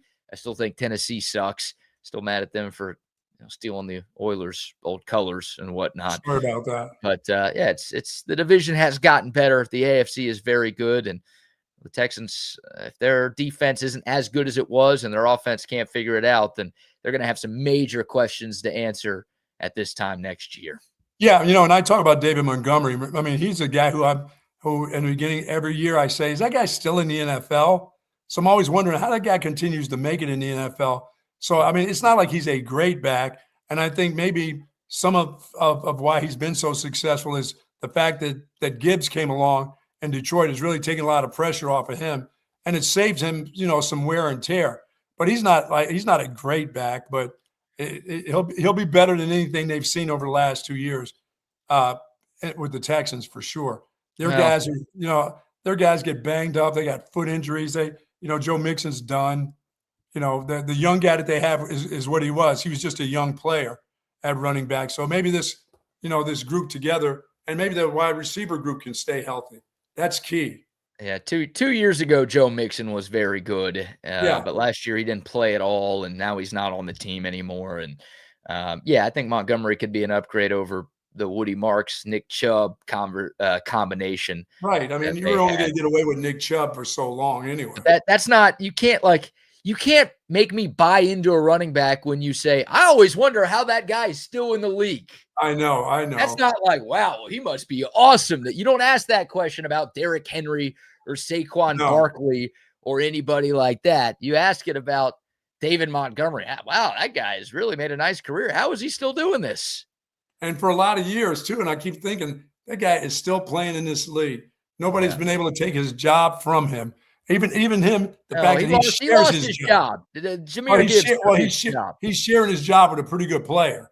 Yeah, well, down the stretch last year, he wasn't playing at all. That's why the Lions are like, we don't really need you here anymore. So it's the same thing with Atlanta, where it's like when Tyler Allgeier's taking away carries from Bijan Robinson, it's like, what are you doing here? Yeah. Like in Detroit, again, Dave Montgomery's solid, but he's not Jameer Gibbs. No. It's like any snap that Jameer Gibbs is not on the field, to me, it's like, what? Why? Why not? Yeah, it's a wasted snap. You're right. Yeah, so that's why they felt okay about getting rid of Montgomery, but we'll see. Maybe he has a resurgence in Houston. I did see, we're talking about the Texans. My guy Lance Zierlein, NFL.com, he released a new mock draft earlier this week, and he has the Texans drafting Anthony Hill at pick 28 overall in the first round.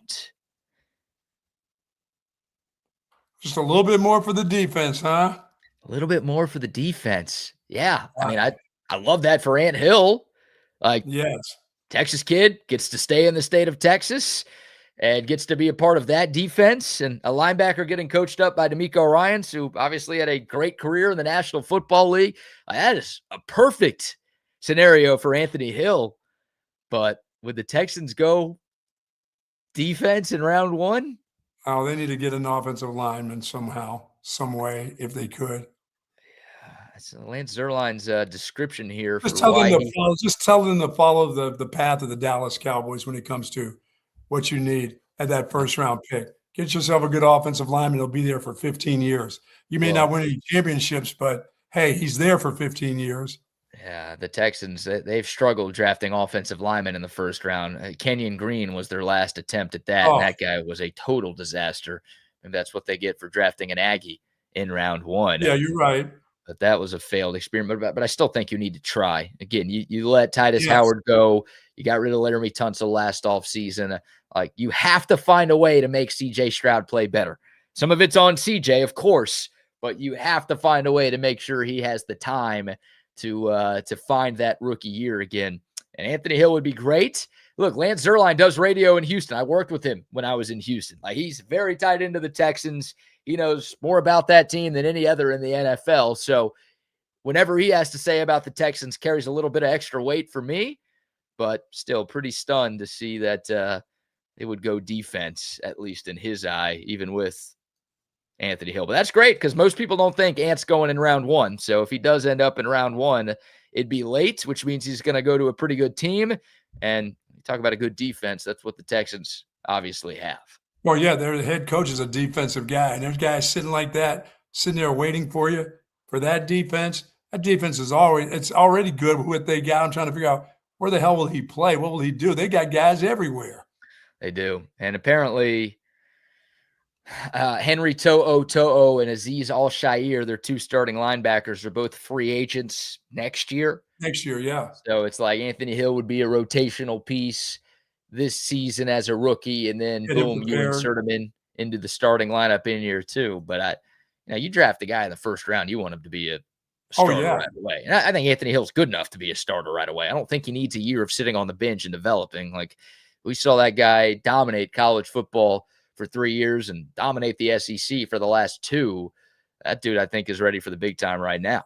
Well, don't worry. Shair will miss 3 games for suspension for dirty hits anyway. So, you're locking that one in already? Oh, lock that one in. Lock that one in. He'll be suspended again this year. Oh, man.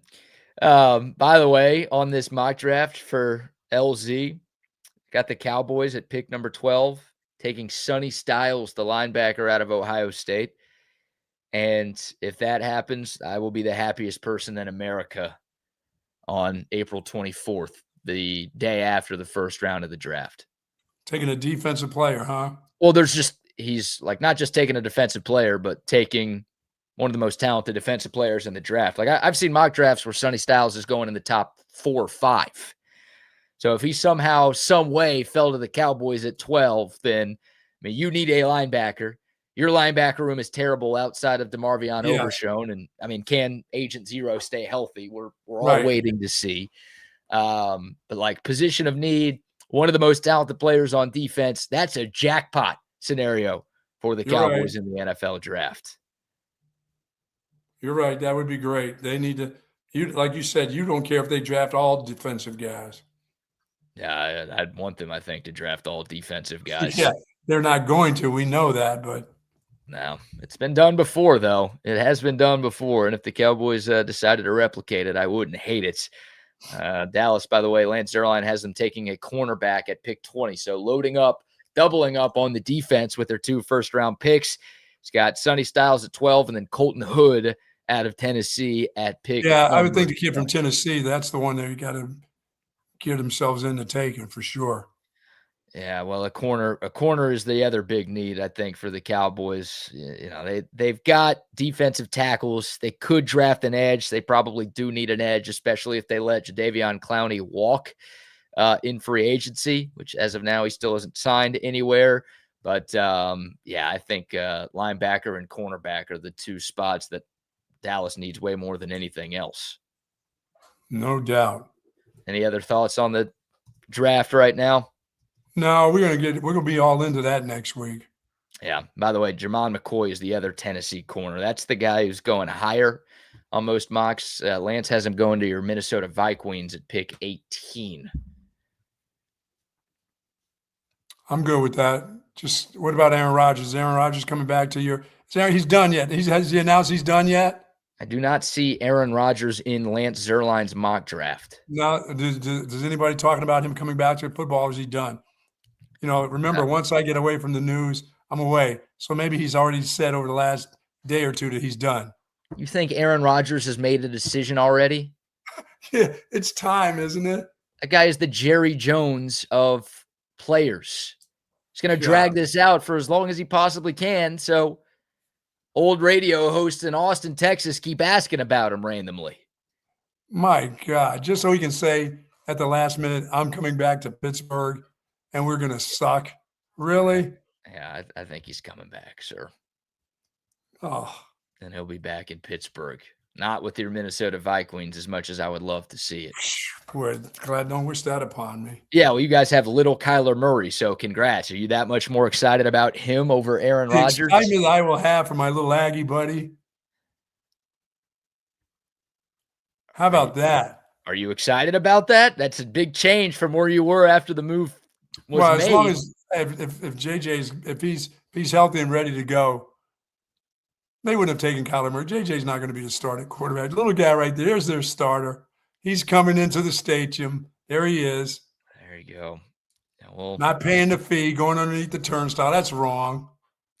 That's right. Smart move by little Kyler Murray right there. Not having to pay to get on the subway. These things have gotten expensive up there in the city these days. I don't want to be paying $3 to take a train ride. No, thank you. Is that what it is for a train now?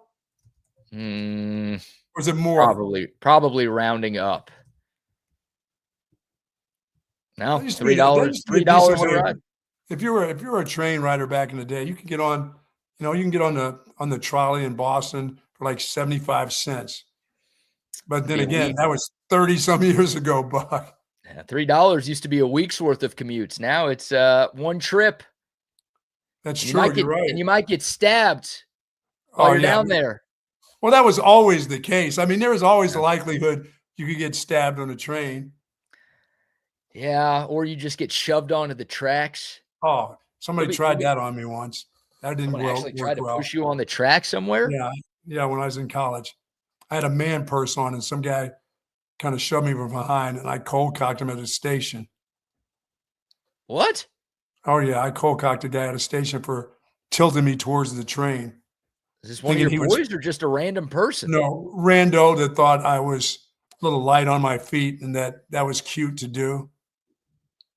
Was there a train coming or? Yeah, it was a train coming close enough. I mean, if I'd gone down, getting back up wouldn't have been that much fun. I'd have got back up, believe me.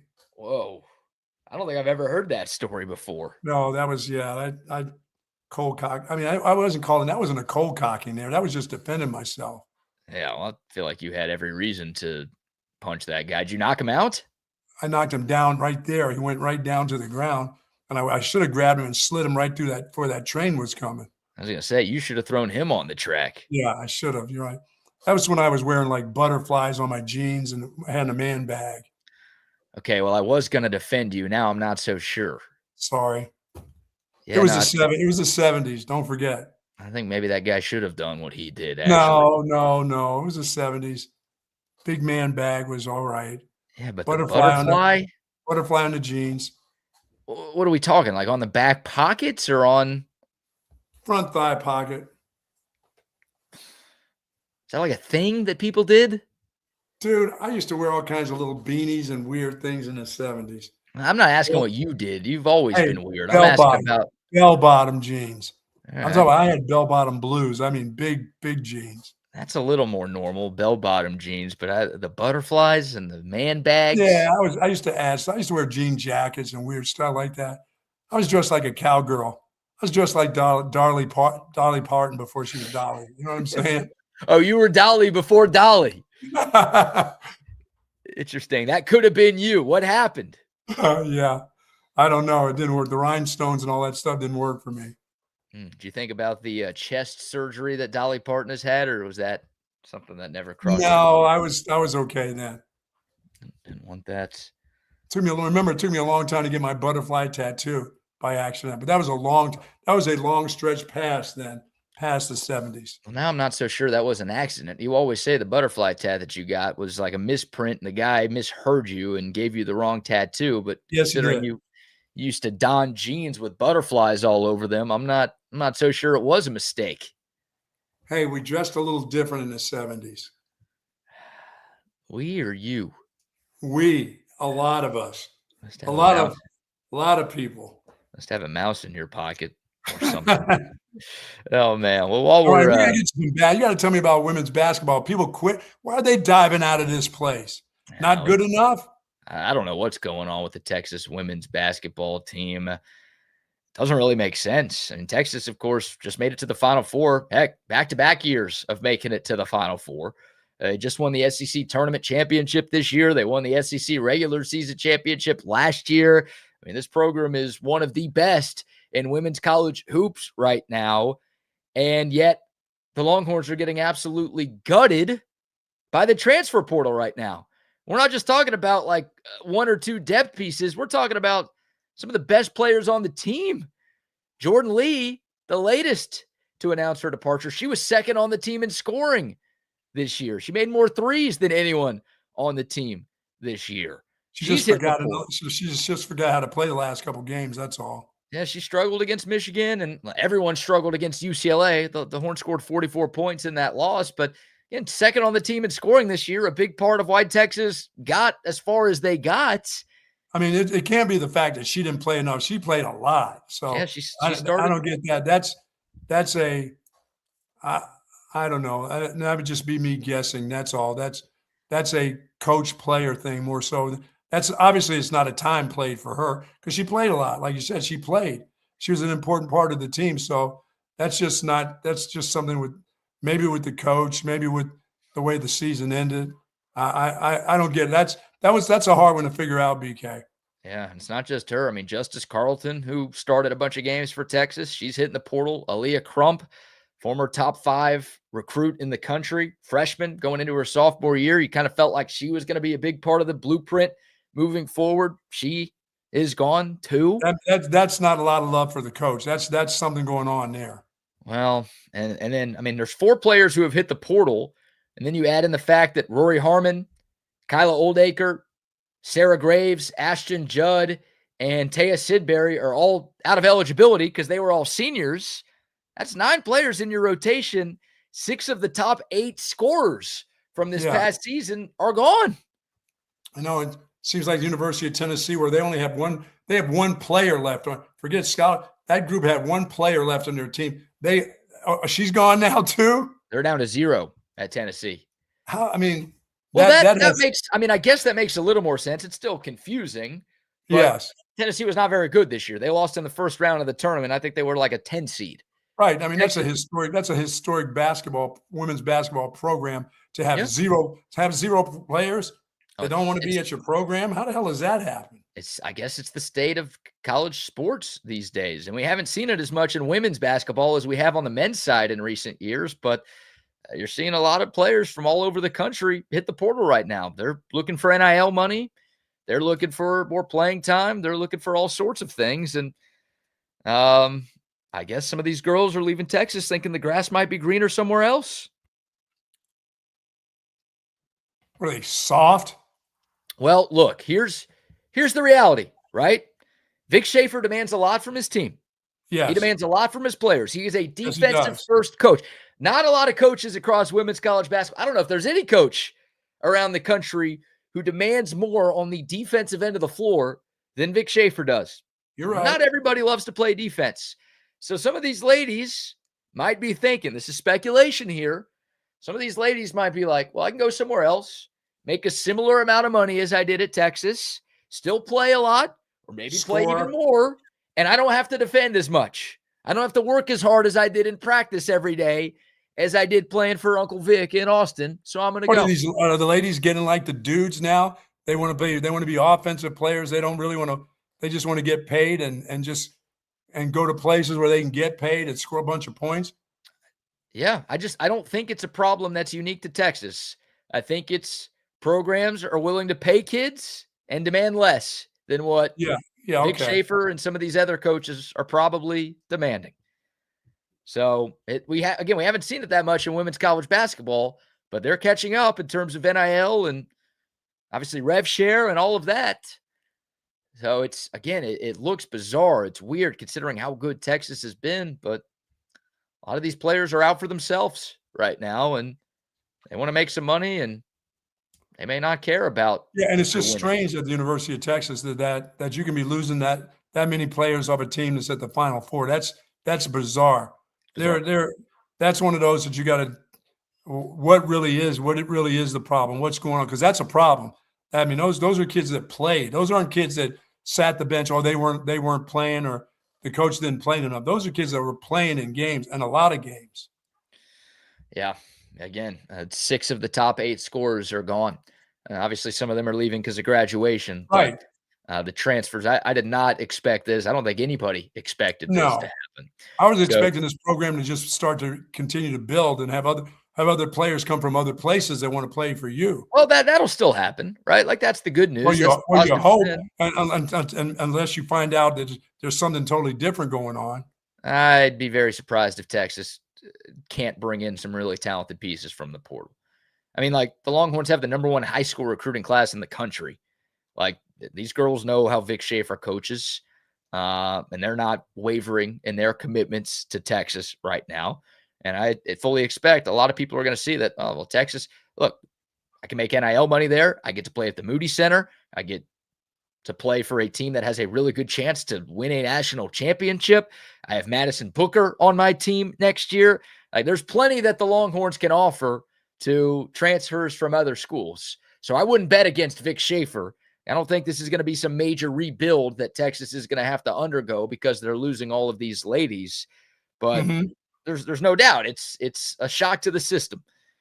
Like puts Vic Schaefer in an interesting spot. He's proven he can build a winner, but he's got to reload very, very quickly here. Yes, and I for kind of sure. thought like, all right, well, Rory Harmon's gone, Kyla Oldacre's gone, they'll be missed, but hey, Texas is still going to have most of their team back next year. So and then I was thinking there was others that were going to come that were going to be the ones that they're missing were going to be, this is going to be a transformation of a team that just kept getting better, really. Bingo. You got the great recruiting class, but just add one or two pieces from the portal, and then boom, you're right back in the thick of things as a preseason top 3 team, and you've got a shot to get to 3 straight Final Fours.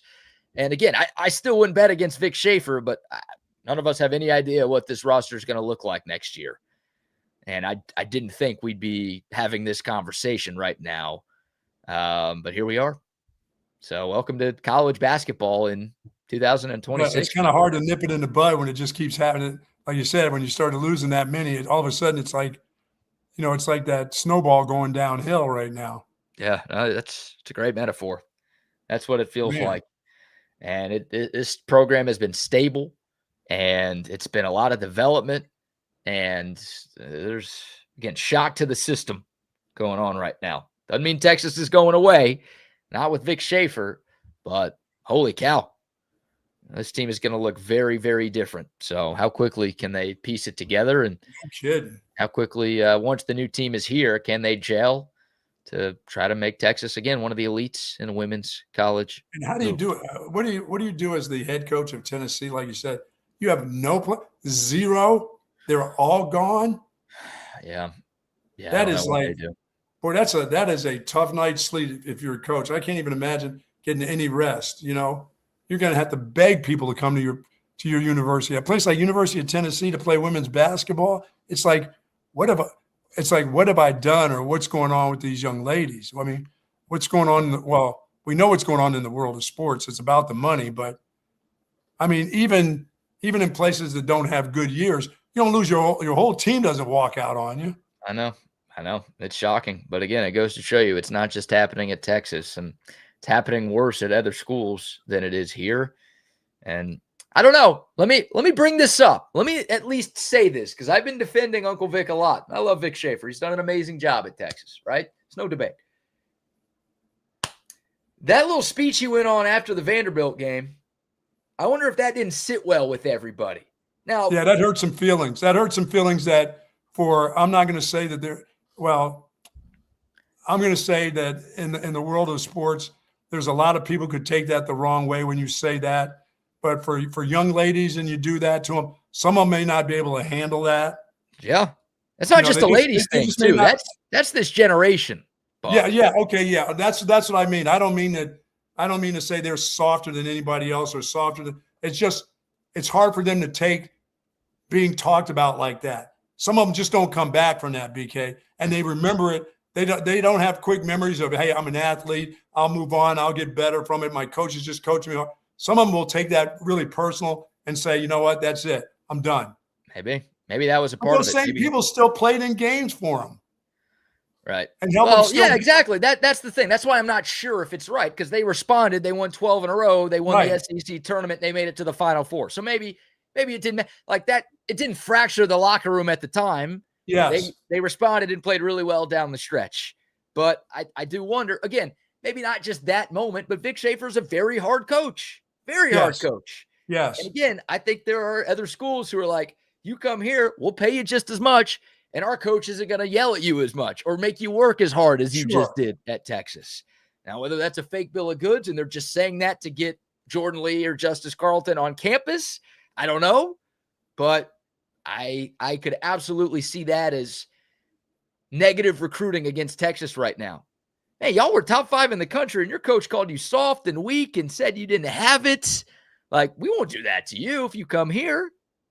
Come here. Yeah, we got you. Like I said, everybody can't take that. And for young females coming from Vic Schaefer, that just could have been very hard. And some of them haven't overcome that. At the moment, they overcame it and battled back. But at the end of it all, that stuff that may have come back to their memories. That's just a thought. That's all. I'm not saying that's what it is. Like you're not saying what it is.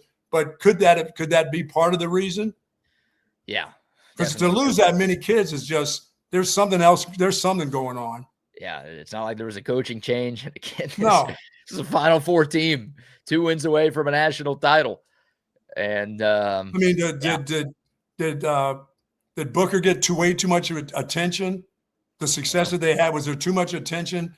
I mean, too much placed on her, and she got a lot of the glory, and other young ladies didn't get much for getting to the final. Who knows? I mean, I'm just saying, who knows? They're all mad that Maddie Booker took 23 shots and didn't pass the ball in that UCLA game. So I mean, but who knows? Like, who knows? Yeah, I mean, you have to talk to them.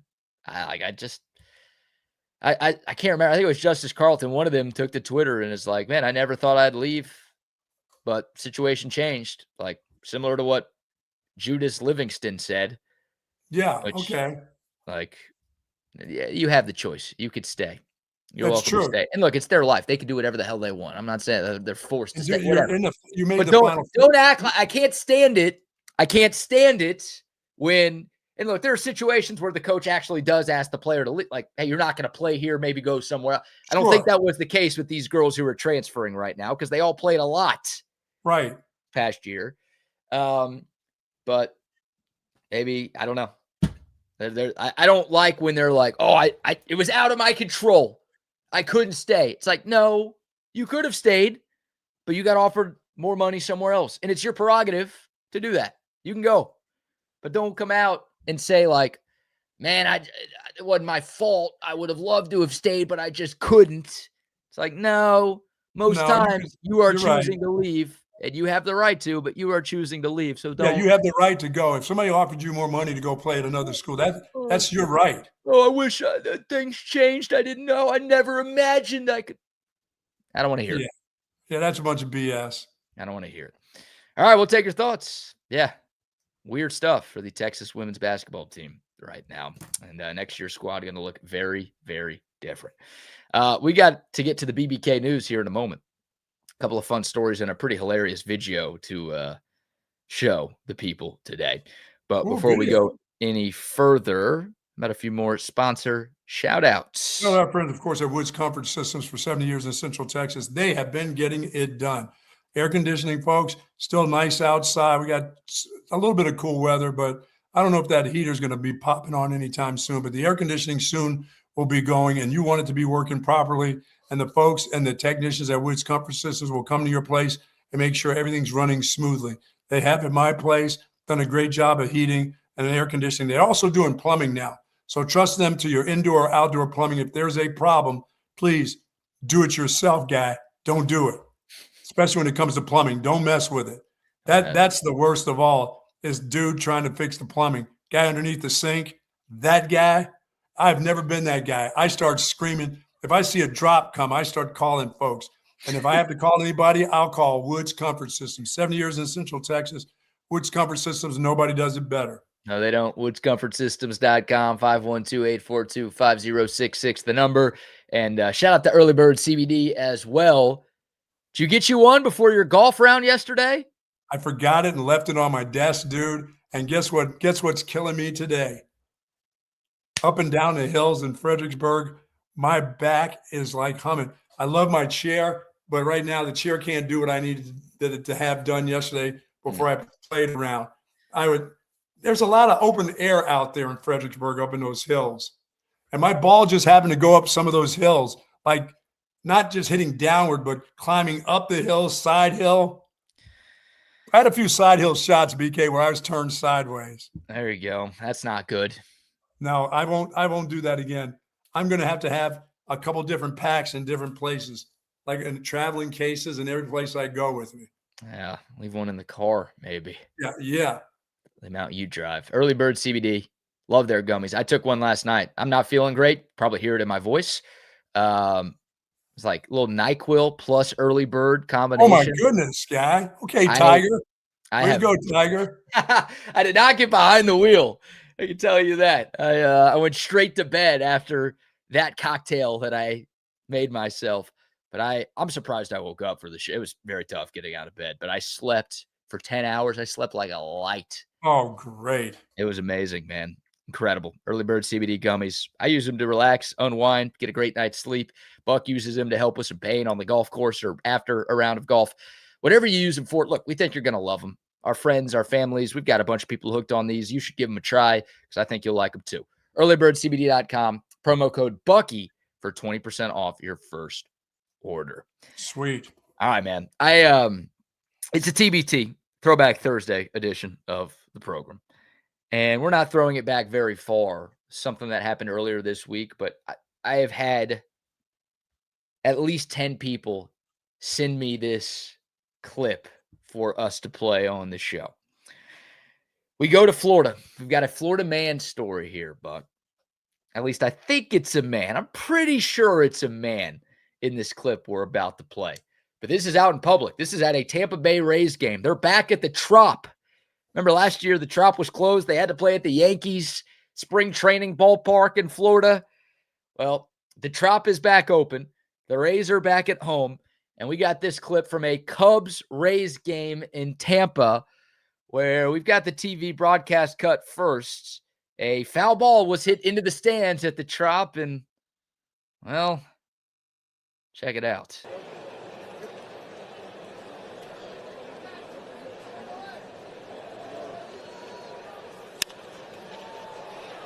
Fly ball down the right side, and it'll twist off foul. Ooh. Everybody okay down there?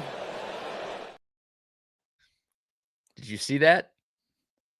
Was that Big Mike from Let's show it again. Power Station falling down? Full speed. A fan reaching for the foul ball. Ooh. And I was lucky you had some space in between that deal there.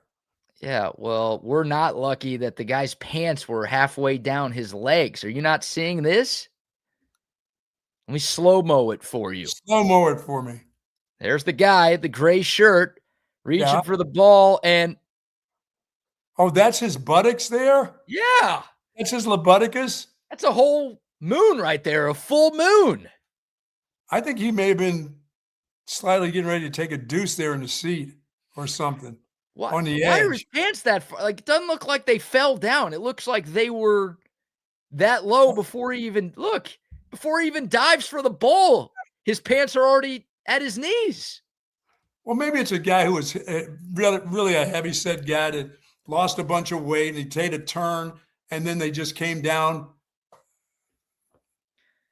on contact or on movement. I don't know if he was sitting around. That guy's not going to sit around a ballpark with his jammies down, you know? Well, he was by himself. There's no one else in the row.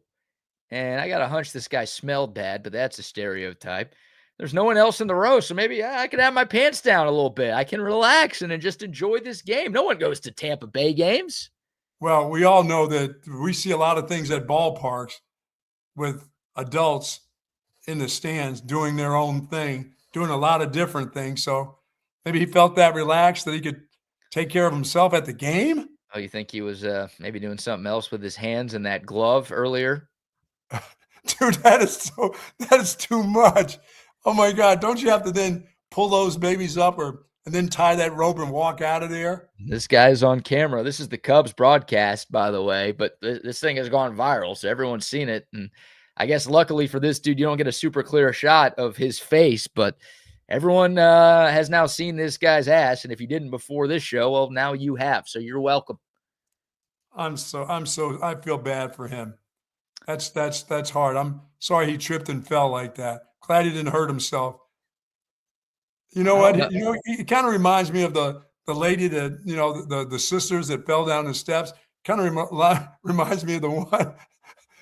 Oh, no. Yeah, but we didn't see any of their asses. Like, they at least had their pants up before they This wiped one right out. here, that's him. Look. Oh, that hurts.